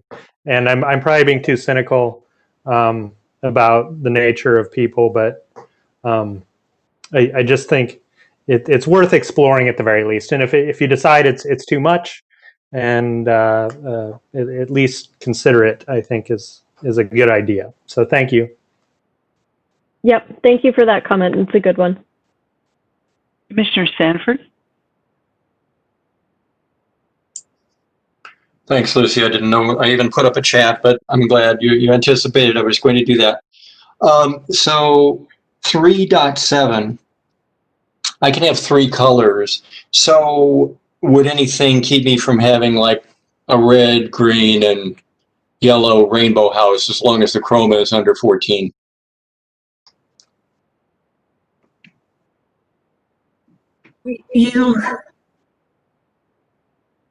Well, I was ready to answer and now I'm not. Sorry. I think that it is possible. I mean, we are regulating the brightness, but not the appropriateness of the 3 colors that you might choose to pick.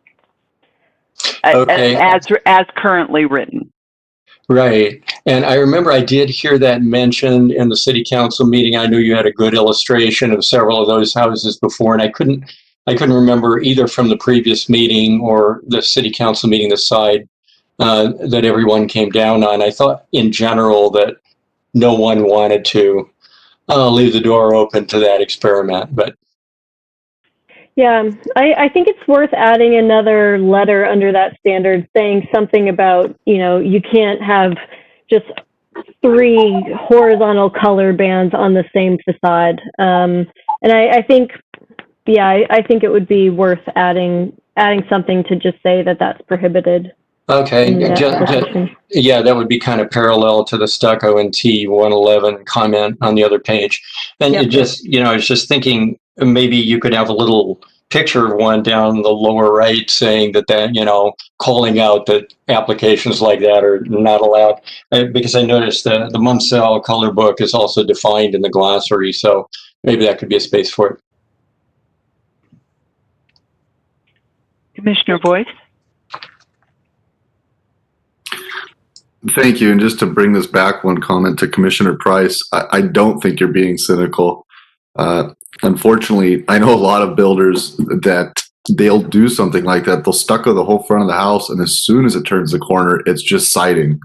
They'll wrap windows on the front of the house, and as soon as it turns the corner, it's just a vinyl window. So it's definitely cost prohibitive to not do it. So unfortunately, I think it's part of the reality. I appreciate you guys maybe putting in some language about going back 10, 15 feet or a third or however you guys want to word that, but it's definitely something people do to save money. There's no doubt about it. So I think Ms. Sloman had mentioned lick and stick. Yeah, it's definitely a part of the practice. So anything we could do to discourage that would be great. I don't know if there is a little bit of wording we could add, but I don't think you're being cynical. Commissioner Schulte? Thank you. And I'm in complete agreement. I think a material return for a certain distance makes sense. Especially when you look at some of the houses around here where you have a 2-story next to a 1-story. That siding that returns all the way to the side becomes dominant, right? And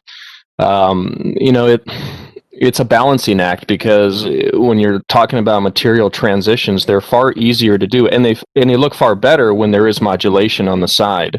Versus a straight up color transition on a flat plane, or a metal transition on a flat plane off to a siding material. That doesn't look as nice. So I know it.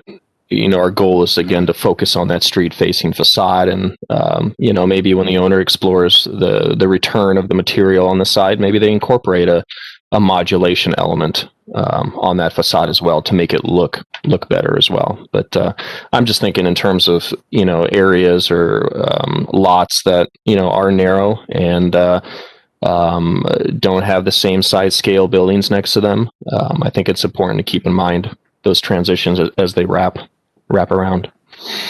And to the point that you're making, Commissioner Schulte, I would tend to make it a percentage with no less than X feet.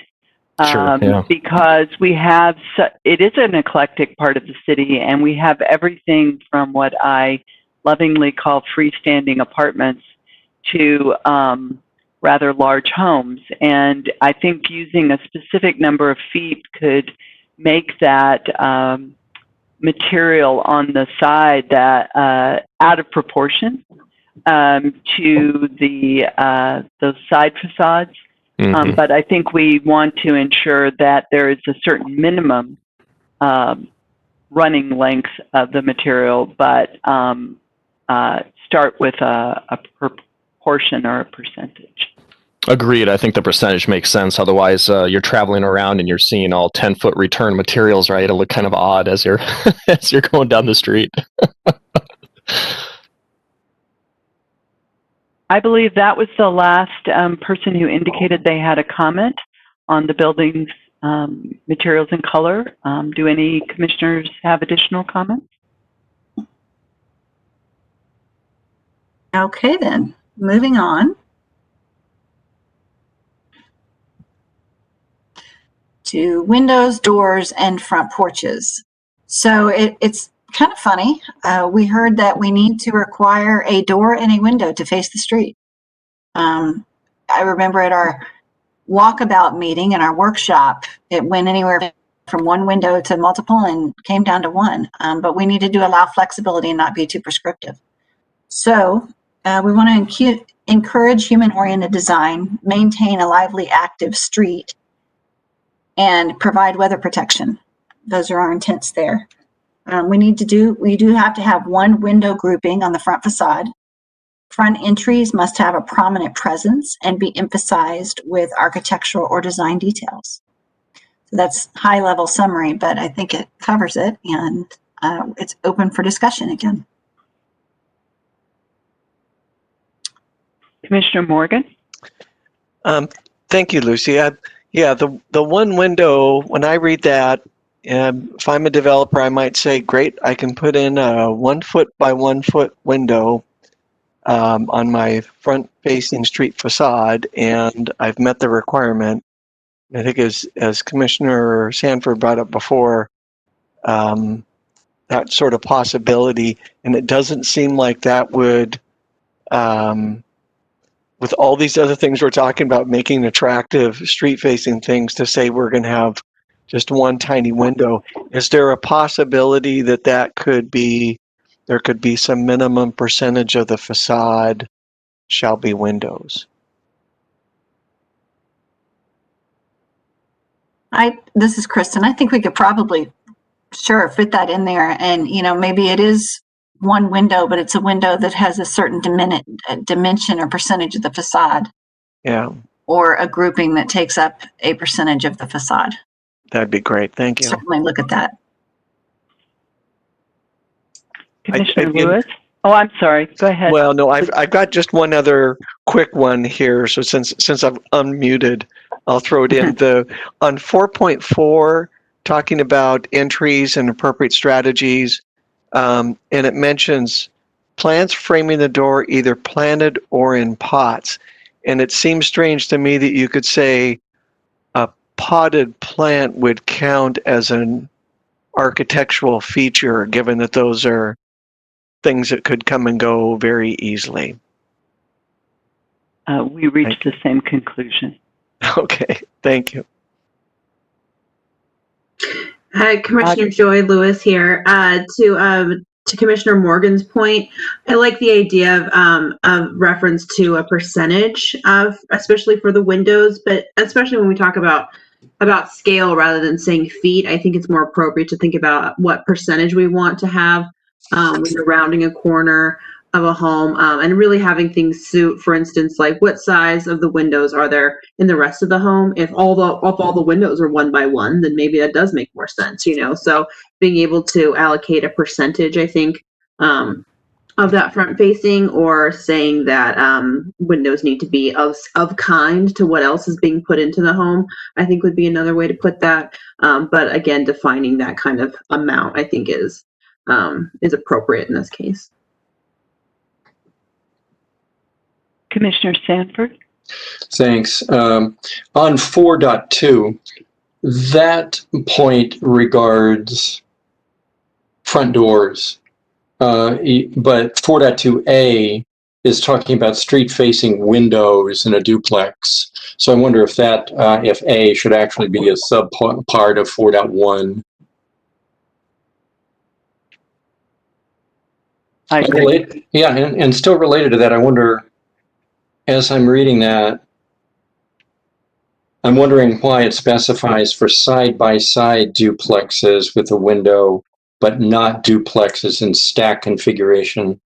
I think that was a typo. I think the window should have been door. I think that was an error that I didn't catch until now, because we are talking about the front doors. Okay, I see. Okay, thank you. Yeah, that makes much more sense. Commissioner Schulte? Thank you, Lucy. Let's see here, 4.5 and 4.4. So in 4.4, one potential strategy is a recessed entry.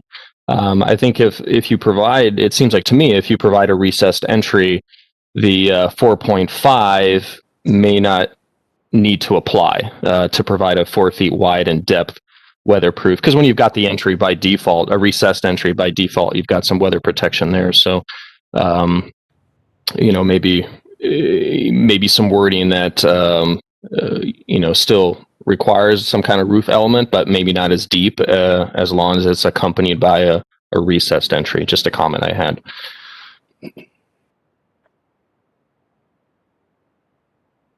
We've reached the end of commissioners indicating they have a comment. Do any additional commissioners have comment?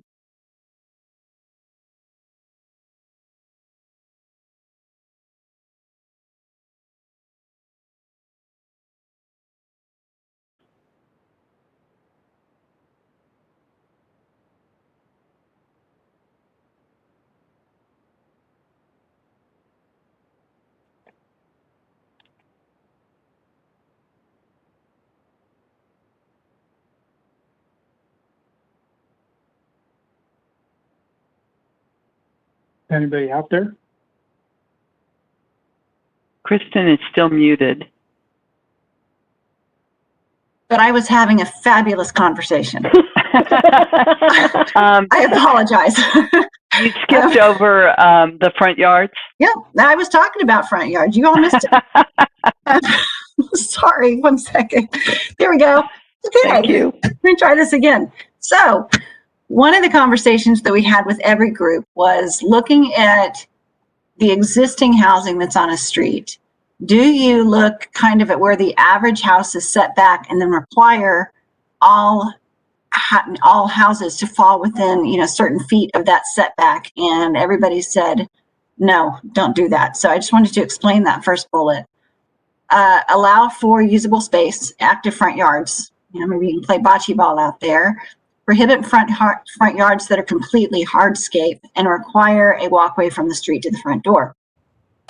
So these are what we tried to do. We want to have clearly defined and safe walkways, create active front yards, yards where people can be active, and ensure natural environments and natural plants are integrated into the design. The front yard cannot be more than 50% impervious.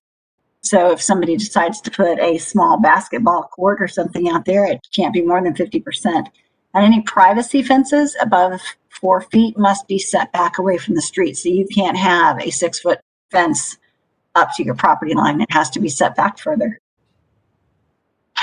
So there we go. You all can talk now. Commissioner Morgan. Thank you, Lucy. Question is, how do you define the front yard? And then because of that, how do you say the front yard shall include no more than 50% impervious surface? I believe that the front yard is defined as the space between the front plane of the house and the street property line. I'm doing that from memory. I think there actually is a definition in the IMC. Oh, okay. I didn't see one in the glossary, so perhaps it would be helpful to include that in this glossary as well then, so it's known. Well, we probably will not duplicate, but I do think that the glossary needs to clarify that these are definitions that are additive to the glossary in the IMC, so that if there are terms such as front yard that need to be defined, that it's the intent is clear that there may be additional definitions found in 1802. Great. Thank you, Lucy. Commissioner Price? Thank you, Lucy. So I guess I'm confused on this point. Looking back at the video and understanding sort of the patterns of this district, that there is some variation. Some have a distinct setback or appear to have a distinct setback. Sometimes they're much closer. Are we saying there is no defined front yard setback, whether it's averaging, contextual, or a hard line? Just to be clear, yes, every zone in the city has a defines what front setback is required. I think that what Kristen was trying to indicate was that beyond that, there would not be a contextual setback. So if the required front yard setback was 15 feet, but the houses on the street were at 20, you did not have to build at 20 because that's where your neighbors' houses were. Got it. Okay. And then second to that is to promote some of these ground level features that are human scale, i.e. porches, or single story elements. are there provisions then for depth and width of a porch beyond the setback? Is that up for grabs? So that if there was, for instance, a 15-foot setback, the building could not be closer than 15, but the porch could? Right. Is that your question? Yeah. So are we going to provide some provisions for allowing people to perform? Say if you're not really altering your facade, but it doesn't otherwise comply, it's right on the setback. Geez, it'd be nice to have a porch on there. Is there, say, a 6 foot deep, 6 foot wide departure or something of that nature to allow for that, to promote the guidelines, basically? Or do we feel like that's not necessary? I guess what I would say is at this point, I don't think that has, that tool has not been employed. There is a setback, but that is an interesting point.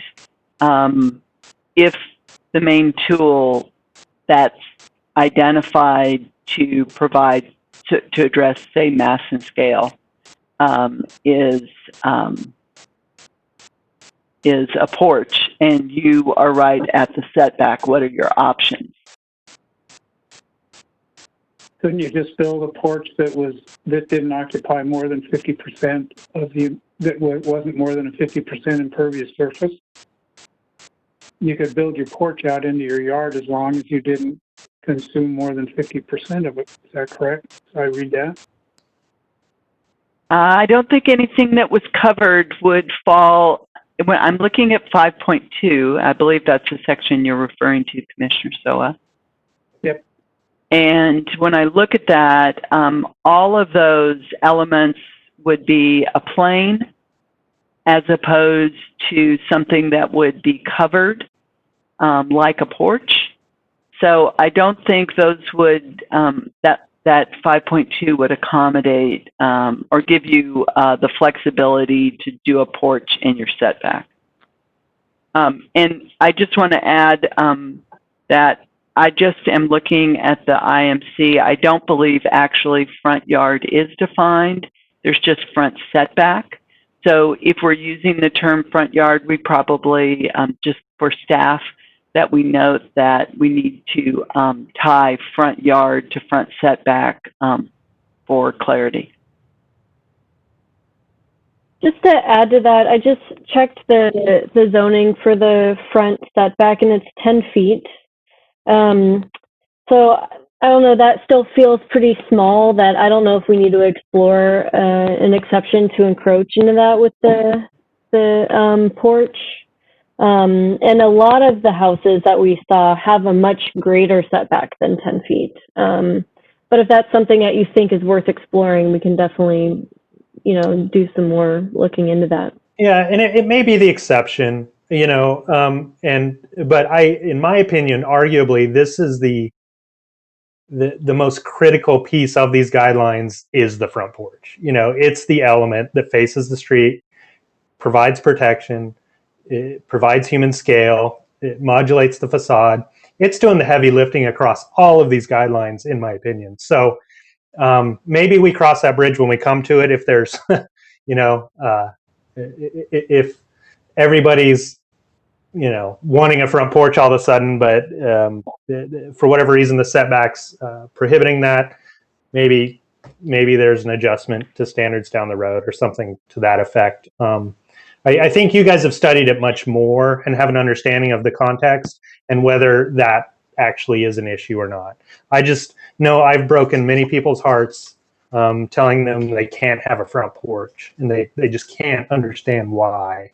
Yeah. So, well, I mean, it's worth, I think the situation where it would be the biggest problem is in the constrained lots, if it's next to the creek or, there's some other site condition where it's being really limited to where you can place the building. So it might be worth just adding a standard similar to how we did that in the garages and driveways, to say, if you have a constrained lot and, because of site conditions, you're building right up to the setback, there's an allowable exception for a porch encroachment or something like that. I think it's worth exploring, because I agree, the front porch is doing a heavy lifting throughout the document. So I think that's a valid standard to explore.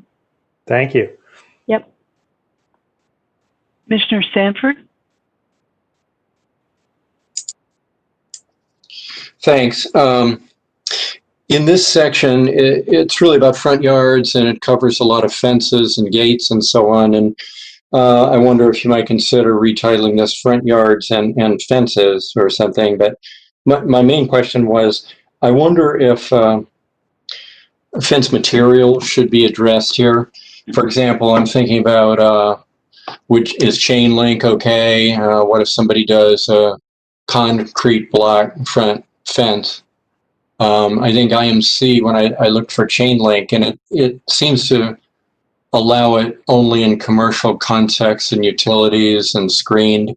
I'm just wondering if people might be able to build curious front fences here.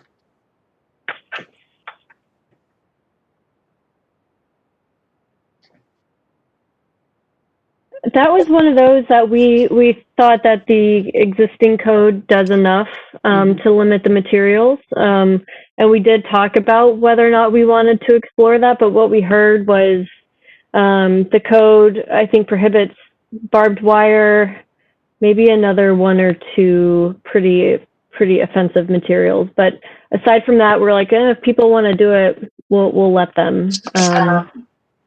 Yeah, that was my question too. I looked at the code, and the one I found is 18.07.120, and I couldn't find anything in there really prohibiting somebody from putting chain link fence out there. There are other places where I believe chain link is precluded or specified in what locations it can be used, and I don't believe it's residential, but we'll confirm, because I think that is that's probably a pretty consistent feeling. Okay, I will tell you that, interestingly, a fence is defined as an obstruction through which bees will not readily fly. Okay, thank you. I feel a lot better about that then. I thought we all would. A murder hornet's prohibited. Okay, thanks. Commissioner Morgan? So I wonder if my Seattle East Precinct modern, which is a giant concrete block fence, would work, but we'll leave that aside. The question I have is on the 50% impervious calculation on 5.2, unless it's designed to be used as space for people such as patio seating, does that mean that if I decided I wanted to make my entire front yard hardscape as patio seating and outdoor dining, that I could do that? Is there any limitation on that? So you could. Oh, go ahead, Kristen. I was going to say you could do that, have seating and dining and a patio out there, but only 50% of your front yard could be impervious. Well, it says that no more than 50% impervious unless it is designed to be used as a space for people. That's right. So I think staff actually had the same concern, that the implication of this was that you could do 100%, and yet there's also the 50% impervious limit for the total lot. Mm-hmm. So that would be a lot of territory to use up in impervious.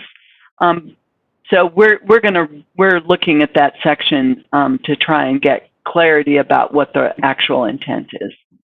Okay, and maybe the overall 50 does it. So, thank you.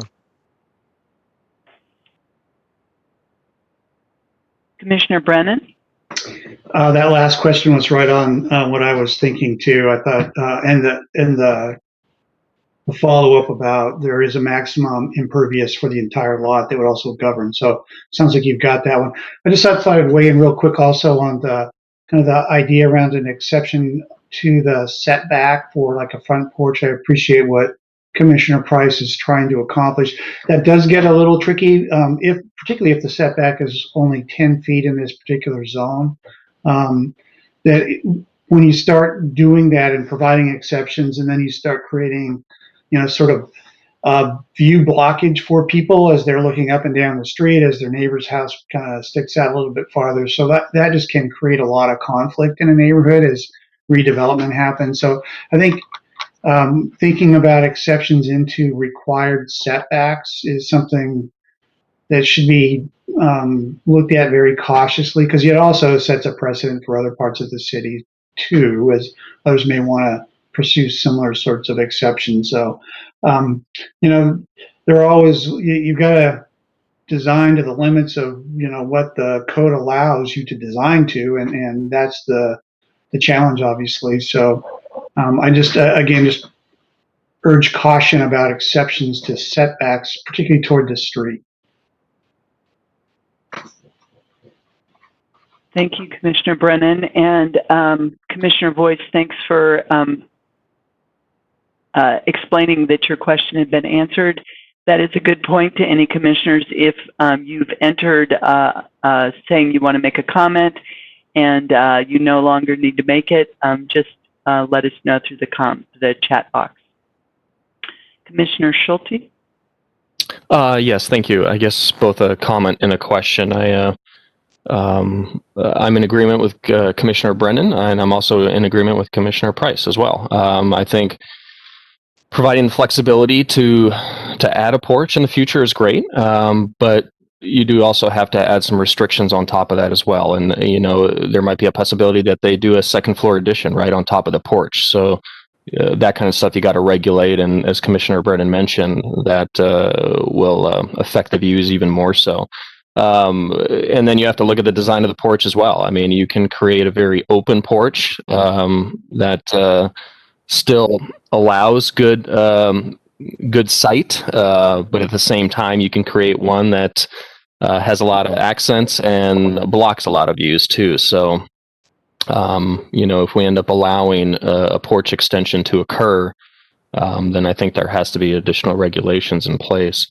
And then my other part, the question in this case, on 5.3, I guess the start of the second sentence, privacy fences can be in front of portions of the street facing facade. So is this saying that I can do fences that are greater than 4 feet? And if so, it might be good to clarify privacy fences in excess of 4 feet can be in the front portions. And blah blah blah. Is that the case? You can do 6 taller than 4 feet where letter C is. Yeah, I'll jump on this here. And so right now, you can build a privacy fence. So you can build a fence up to 6 feet tall in front of the house as long as it abides by the setback. So at 10 feet, you could build a 6-foot fence. Oh, okay. And so what we're saying is you can do that as long as it's behind the front-facing facade. So yeah, letter C is showing that because there's that little portion, that little portion of the building that's protruding out behind it. We're not saying that, your entire facade needs to be clear, but you still need your front door and your porch, and that front portion can't be blocked by the privacy fence. That's the intention with that standard. Okay, thank you.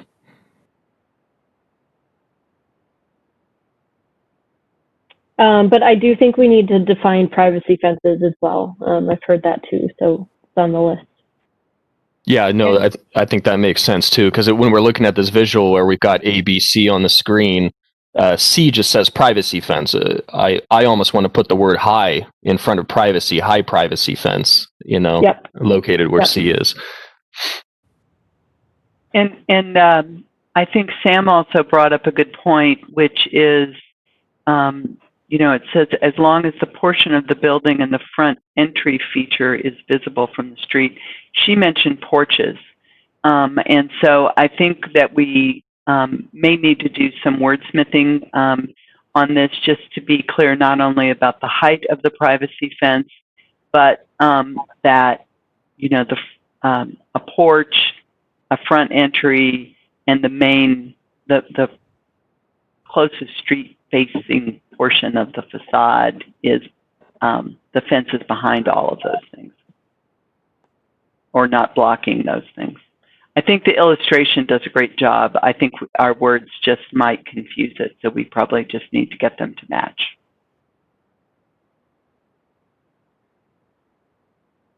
I don't see any more commissioner comments on front yards. Have we concluded the discussion of this section? I think Kristen has said yes. That was the slip of a hand, but I think we'll move on to driveways and garages. What we heard is that when you can, make driveways and garages be oriented toward the alley. And when alleys are not available, prioritize the human experience over the car experience. So to do that, we are prioritizing pedestrians over cars. Our intent is to prioritize pedestrians over cars and minimize conflicts between cars and people. So if there is alley access, then the garage and the driveway shall be accessed from the alley. If the garage can be in front, if there is no alley, you want the garage to appear secondary to the house. So it is preferably set back, either not connected to the house and further back, or it is set back from the front door, and it cannot take up more than 50% of the facade. There are lots with exceptions, such as those that are on constrained lots that say back up to the creek, and some that do. There are a couple of blocks in there that do not have alleys associated with them, so those would have front lots. I think I touched on the overview there. Let us know what you have to say. Commissioner Price? Thank you. I only have one comment here, and this may be too far-reaching and too prescriptive, but in the instance where a garage faces the street because there was no other option for either alley access or they elect not to put it in the rear yard, that if it's a double-wide garage, it be designed and specified to appear as two single doors as opposed to one wide expanse. I think it just goes back to the pedestrian experience, the human scale, and especially in some more contemporary homes, there, you see a lot of just black flush metal doors, and then you just get this black metal door, like across the front of the house. And even though the massing may be diminished, the door itself becomes the dominant element. And just to illustrate that point, on page 32, on the upper right-hand corner, the white house, that happens to be in the alley, but those are the type of doors I'm talking about. They don't necessarily have to be carriage-style doors, but most garage door companies offer a door that looks like two doors, even though it's a double-wide door. So that's my 2 cents. I'd be curious if anybody else thinks that's too far-reaching.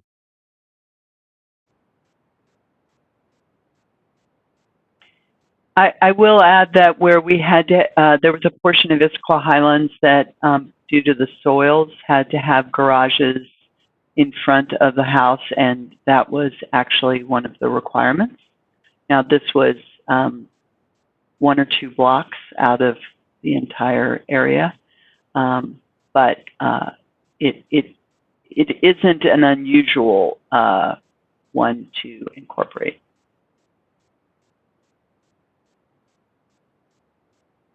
Yeah, I like it for whatever it's worth.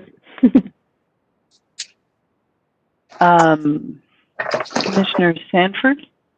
Yes, thanks, Lucy. I'm not sure that I have the same page numbers. I guess it's page 15 of the document, or page 23 of 29 in my printout.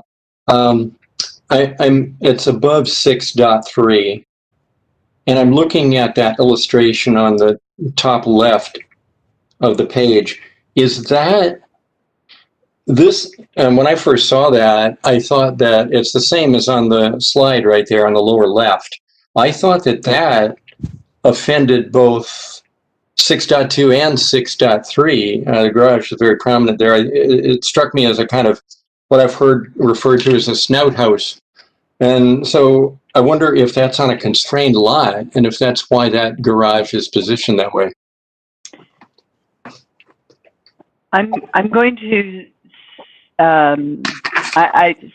Sam or Kristen would need to speak to their selection of that. I think that it's got a set of detailed car doors, garage doors, so there may, and the way it integrated into the house, in spite of it, I agree, being a snout house. I also think it's an interesting one to discuss the commission's interest in at least one window on the ground floor facing the street, because in this case we have the proportions, and we didn't get a chance to discuss this, so this is where the staff discussion comes in. 6.2D on constrained lots came out of Issaquah Highlands and Talus, where we have very narrow townhouse lots that are sometimes,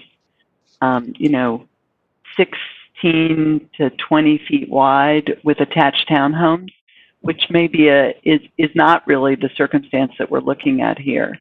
And so with a door and a window facing the street, I think we've got some challenges to identify what our actual constraints are. And if the commissioners concur with Commissioner Sanford on that particular image as not being our goal, or whether we think on a constrained lot that would be an acceptable solution. Yeah, I'll jump in here. And the intention with that picture, and the caption isn't addressing this, so I apologize for that oversight. But that was to show a constrained lot, and there are some examples of these. So if you go on the next page, you can see some examples of houses in Issaquah that have garages facing the street. They're not so. You can see one that's similar, but with the zoning, the minimum lot width is 50 feet. And then when you start talking about lots in the creek corridor with the easement there, you can get into scenarios where you might have a really constrained narrow lot. So I think it's within the realm of possibility that you might have a building that's really narrow that way without an alley access. So that's the intention there.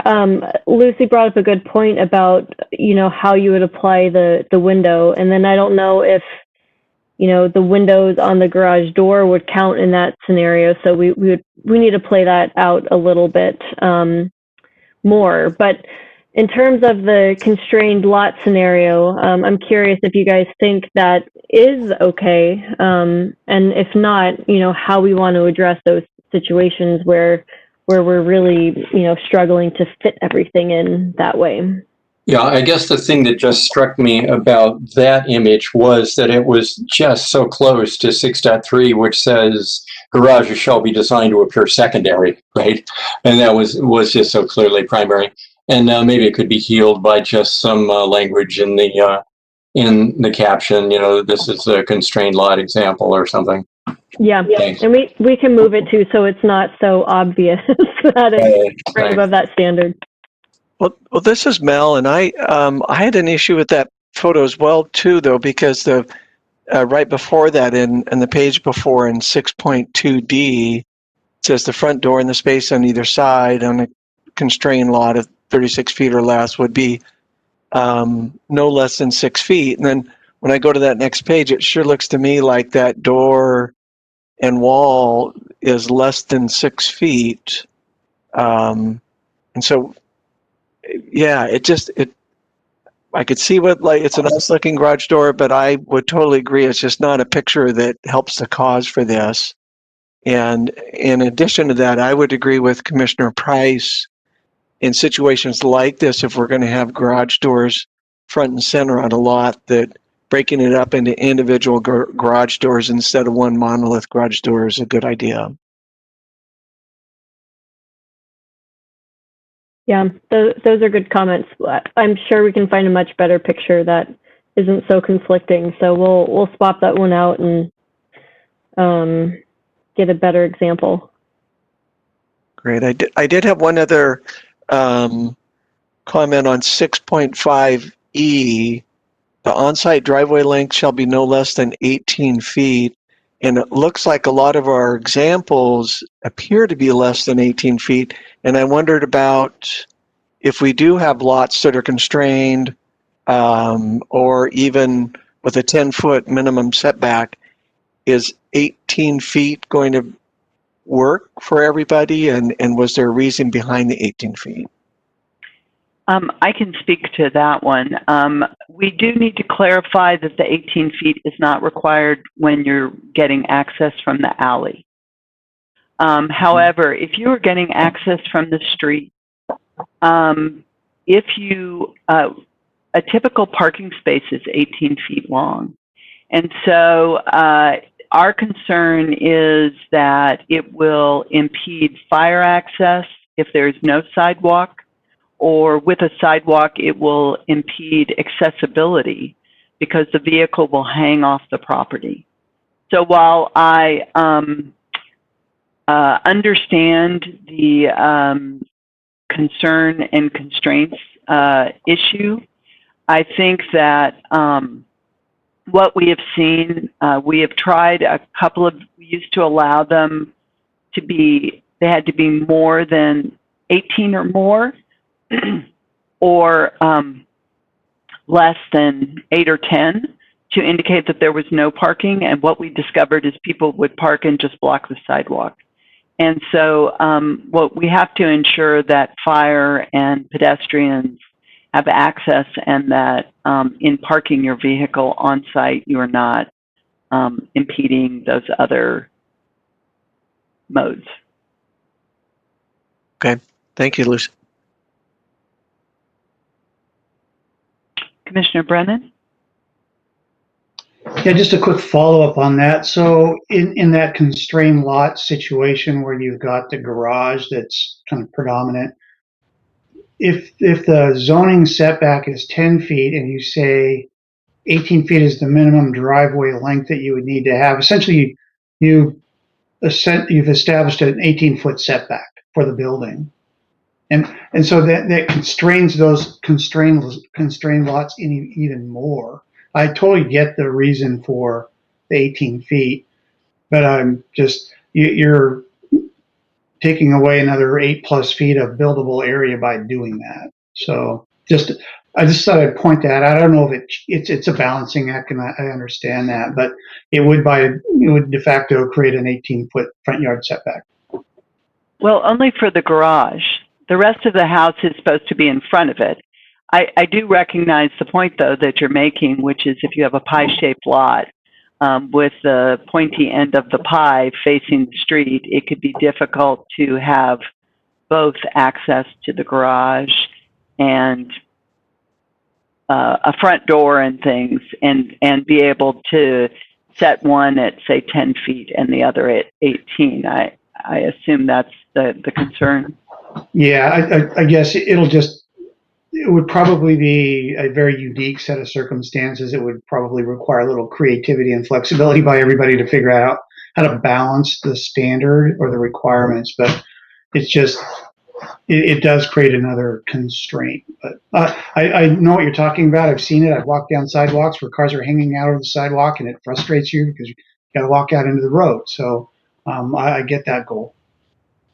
Well, and there may be a need at some point that we do some test scenarios on some of these items to pick a constrained lot, for instance, in Old Town where this would apply, and see what the implications would be of trying, just in terms of even defining a footprint. Yeah. Commissioner Sanford?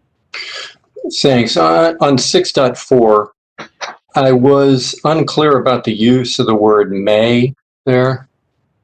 The driveway of street-facing garage may not be the only paved connection from the street to the house. It seems a little ambiguous to me that it could mean it might or might not be, or it must not be. The intent was must not. Okay. Yes. Okay.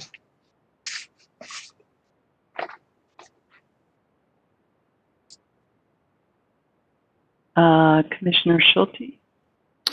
Thank you. Question on, I guess, on the first page of driveways and garages, the top left image, where does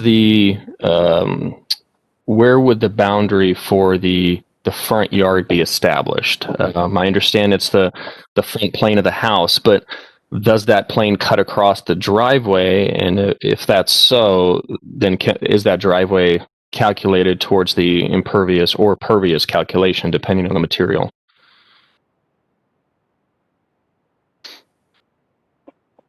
So the driveway does count toward the impervious on the property.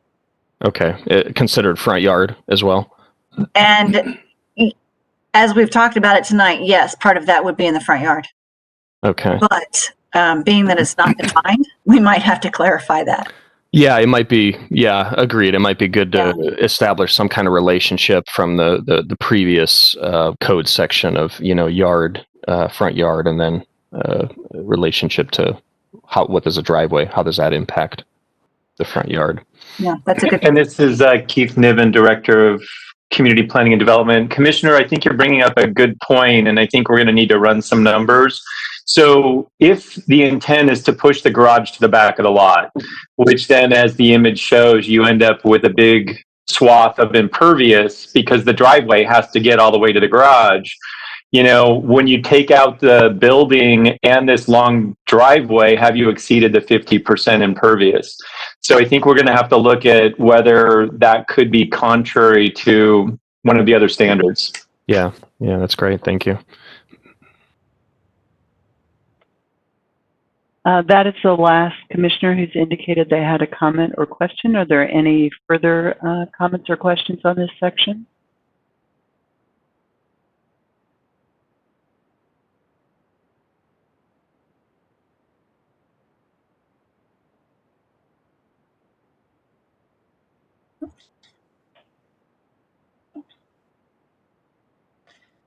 Okay, so I'm moving on.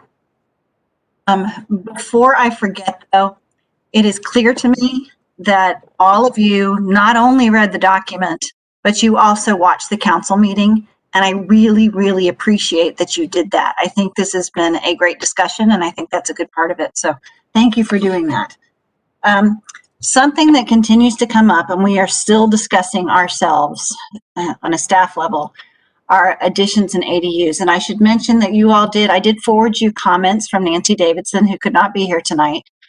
And we will address those comments in the next packet that goes out with the architectural standards, because some of those are thinkers. We need to talk about them. But one of the things that came up was development and redevelopment, which would be additions and ADUs, accessory dwelling units. So the questions are, we need your input here. We don't have any standards yet. Do you want to regulate additions and accessory dwelling units? Meaning, does the accessory dwelling unit need to match the new standards? Does it match the existing house? Same with additions. And if so, to what extent? So if it's an addition, something that we've talked about, initially we talked about value of the house.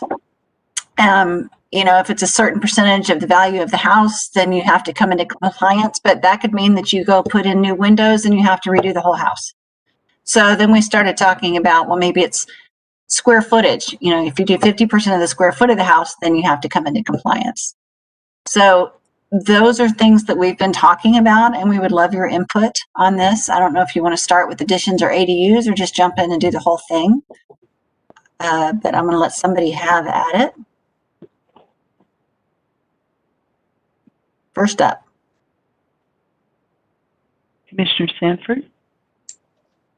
I think if we had the perfect world, we would all love ADUs to be perfectly consistent with the primary dwelling. But from what I heard or surmised from the community meetings and the city council's reaction. It seemed that affordability was very important, encouraging ADUs, allowed people to age in place, encourages affordability for all of Old Town. So I didn't hear a lot of stress coming from people over the idea that an ADU may not be consistent with the main structure. So I guess I've kind of changed my position on this. I think I would not be for regulating too much consistency with ADUs, if at all. Commissioner Boyce? Well, I'm going to respectfully take the opposite tact. I actually do believe the ADU should be somewhat in compliance with the actual structure. I know these lots are small, and because they're small, I think it's important that any additional dwelling units do resemble the house or the main structure. So whether that's building materials, style, colors, the more that they have in common, the better. And I think if we're talking about the human experience and what it is to walk down the street, those could very quickly develop into eyesores. So that's my piece. Commissioner Lewis? Hi, Commissioner Joy Lewis. I second Commissioner Boyce's opinions, and I wonder if maybe there should actually be a difference between additions and ADUs. Maybe ADUs are able to have a little bit more leeway as far as design elements, as far as versus the addition to a home. Keeping in mind that, you know, all the work that we've put in to try to focus on affordable housing and using ADUs as a tool, I do think that there should be a different measure that we think of as success. So even if that is a coordinating color palette, you know, to what the existing home is, really minimal requirements, I think it's completely reasonable to say that it doesn't need to be in the exact style and character of the home. But I do worry about the opportunity to kind of really make a blight on the property, especially when everything is so close together. So I think that there is a balance that needs to get struck. And so putting really minimal requirements, I think, is something that is possible, or breaking up again the additions of the versus the ADUs. I do think it's also, as you were speaking, I was thinking that ADUs may be in the backyard and not even visible from the street. So that, I think, is one thing we're going to need to explore, is if you have a garage or an ADU that's in the back, to what extent is it even regulated by this code? If, for instance, it's accessed off the alley. Do you have any additional thoughts about that? You know, I think that these are small lots, and where it's a tight community, and so the idea that it would be unseen is pretty unlikely, either by your neighbors or those that were saying everyone needs to access your home by your alleyway. So I personally, when building additional structures on my own property, I find it best to integrate some of the home's natural character in that. That being said, you know, when we recently put up a shed, my husband did a beautiful job doing cedar shake on just the front side of it, and we recently restained and painted it after 2 years. But I will say that, you know, having elements, you know, but we painted it in the same colors of our home, right? So even though there are some differences, there are some similarities, and so allowing people some leeway, I think, is nice. But I think it's also important to think about having a congruent nature to them. Thank you. Commissioner Morgan? Yeah, I would agree with the idea that the significant difference between the detached accessory dwelling units and additions. And on the addition side, I would very much feel like it needs to integrate into the design of the existing home that is there, so it doesn't start to look like an add-on. And because in some homes it may be an older home that doesn't fit any of the requirements, and if we start to say, well, it needs to fit the current requirements, and you're attaching it to the current house, that's not great. And then if you start to say you need to change the entire house to match, then that becomes very cost prohibitive. So I would say for attached additions, I would say they should match the existing home. For detached, I would leave that open to the requirements that we've got here, because I think a lot of times those detached ADUs can be very interesting additional units added to a property. And the other question about coming into compliance, I think I would feel like setting that bar fairly high for the, if nothing else, the sake of the environment. I'd hate to tell somebody you want to make changes to half your building, so you need to tear off all the siding and the roof and everything and essentially redo the whole thing. So I would set that bar fairly high for what that restriction would be. Thank you. Commissioner Price? I think this is such a tough one, right? And I guess I had a question right out of the gate, and then I have a comment. Are you allowed? I'm just not familiar with the code. Are you allowed to do ADUs and DADUs?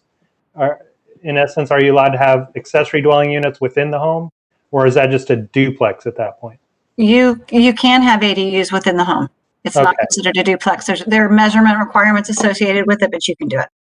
And so when we talk about additions, it's not specifically about ADUs or DADUs. It's additions and ADUs. That is correct. Okay. Well, yeah, it's tough and it's complex and it's really hard to pin it down. You know, to Commissioner Morgan's point, what if the house is already completely sided in T111? You know, and then they're doing a second story addition. Are we then saying, you know, okay, well, go ahead and continue the T111 because it's congruent, or then should it somehow meet the guidelines?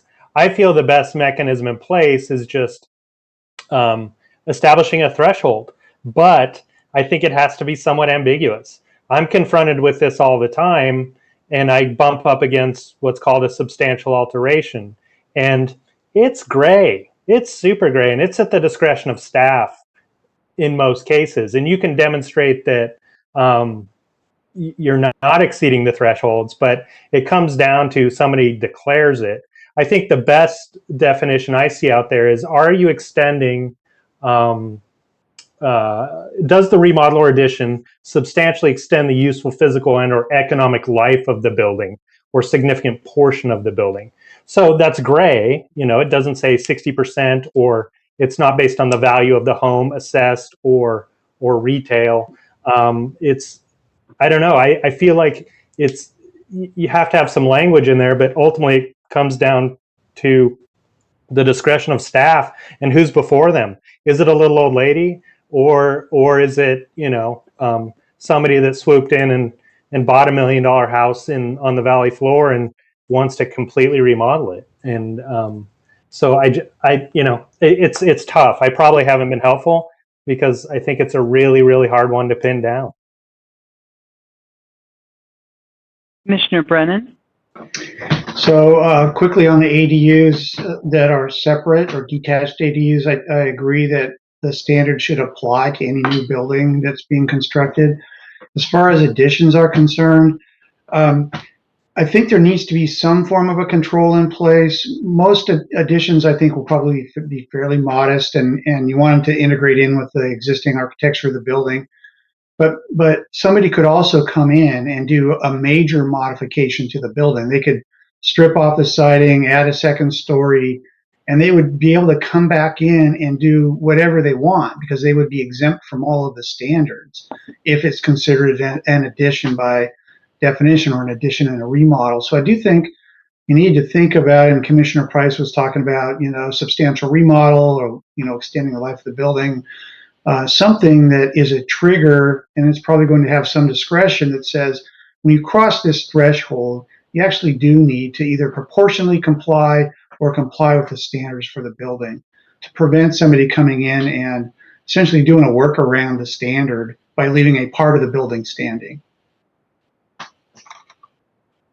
Commissioner Schulte? I'm in agreement that I think the additions should have more restrictions to them. I mean, I don't know that it makes sense to do two different roof types, for example, you know, for additions. Seeing as how is a roof unless it's flat, is pretty dominant visually. It's a good point that Commissioner Brennan brought up regarding certain thresholds. I guess the other piece of the negative piece about thresholds is someone can barely reach the threshold, right, and still not have to comply. So that's something else to keep in mind. So I mean, having a restriction of 1,000 square feet, for example, and if that triggers a threshold, they may not quite get there with 1,000 square feet. So, and I think in it, just standalone structures, ADUs. I'm in agreement with with there being less restriction on those. I think again with the assumption that there are maybe there is a threshold like that prevents you from doing a second story on that ADU. Whether it's a square footage or just a percentage of the main structure. Those are kind of my thoughts. And the reason being for the less restrictive for the ADUs is, at one point it may be converted into a studio or even, a shed in itself. It may not become a living quarter. Living quarters, at one point may become and serve a different use altogether. Commissioner Stanford? Also, this discussion reminds me there was a comment from the community on exactly this, wondering exactly when this would apply if redevelopment occurred on the house, if there were additions to the house, or if there were separate attached structures. So it's kind of essential, it seems, to this discussion, but also I'm wondering about applicability of this standard in general, and if that could be defined a little bit more clearly up in the applicability section in the beginning, what really triggers when the standard goes into effect.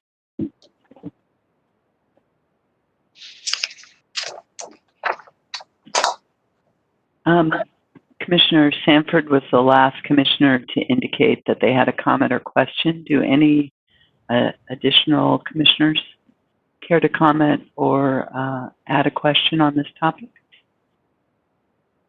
Yeah, I would like this, Richard. I'd like to, I think that part of the whole point of having some architectural standards were to maintain some of the eclectic character of the community, eclectic character of the old town. And so I think that my sense is as long as what you're proposing is a remodel, isn't changing the form, in effect changing the form or function of the facility, then you are not necessarily constrained. What you need to do, should take priority is matching the facility, not the standard. Once you start building new or even building detached additions, that's when the new standard ought to take place. I think so.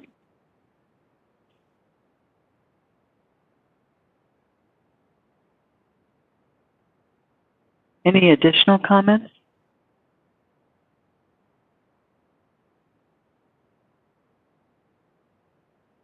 Whoops.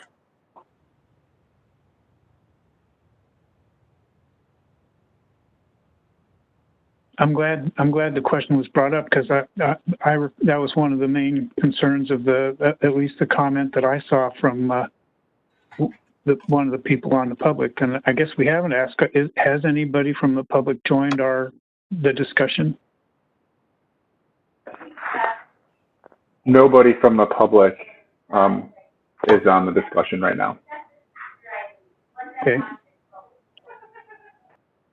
I would like to let you all know that this was sent out through Nextdoor to all of the contacts that we have in Old Town and that area. It was also sent out to all the parties of interest as well. So it has gone out and it's on our website. And I think it's part of it just went in the newsletter as well. So it's gotten out there. Yes. Okay, well, does anybody have any questions? Our next step is to take this back we'll make changes. Great conversation tonight. We will do a little research, make some edits to this, And then we plan to take it to PPC in the fall. So are there any other last minute questions or comments that you'd like to throw out there for us? Just a big thank you, Kristen, and to the remainder of the staff for just a great presentation, great visuals, a lot of great progress. Great. You're welcome. Yeah, I think we learned through trying to come up with a design guide that we went through. You did a great job. This really is. I mean, it really is great. The pictures are great. I'm going to get them wrong, but the intent and the standards really, really help. And I really like the pictures too. I thought it was all in all a really great package. Great. Thank you. Commissioner Voice mentioned that he would like to make a comment. Yeah, I'd just like to echo my fellow commissioners. Fantastic evening. Thank you for having us, Development Commission. Thank you, city staff. And again, I would like to just say the same comments. Tremendous packet. Love the visuals. Love the walkthrough. Great presentation, Kristen. And thank you all. Yeah, thank you. All right. See you next time.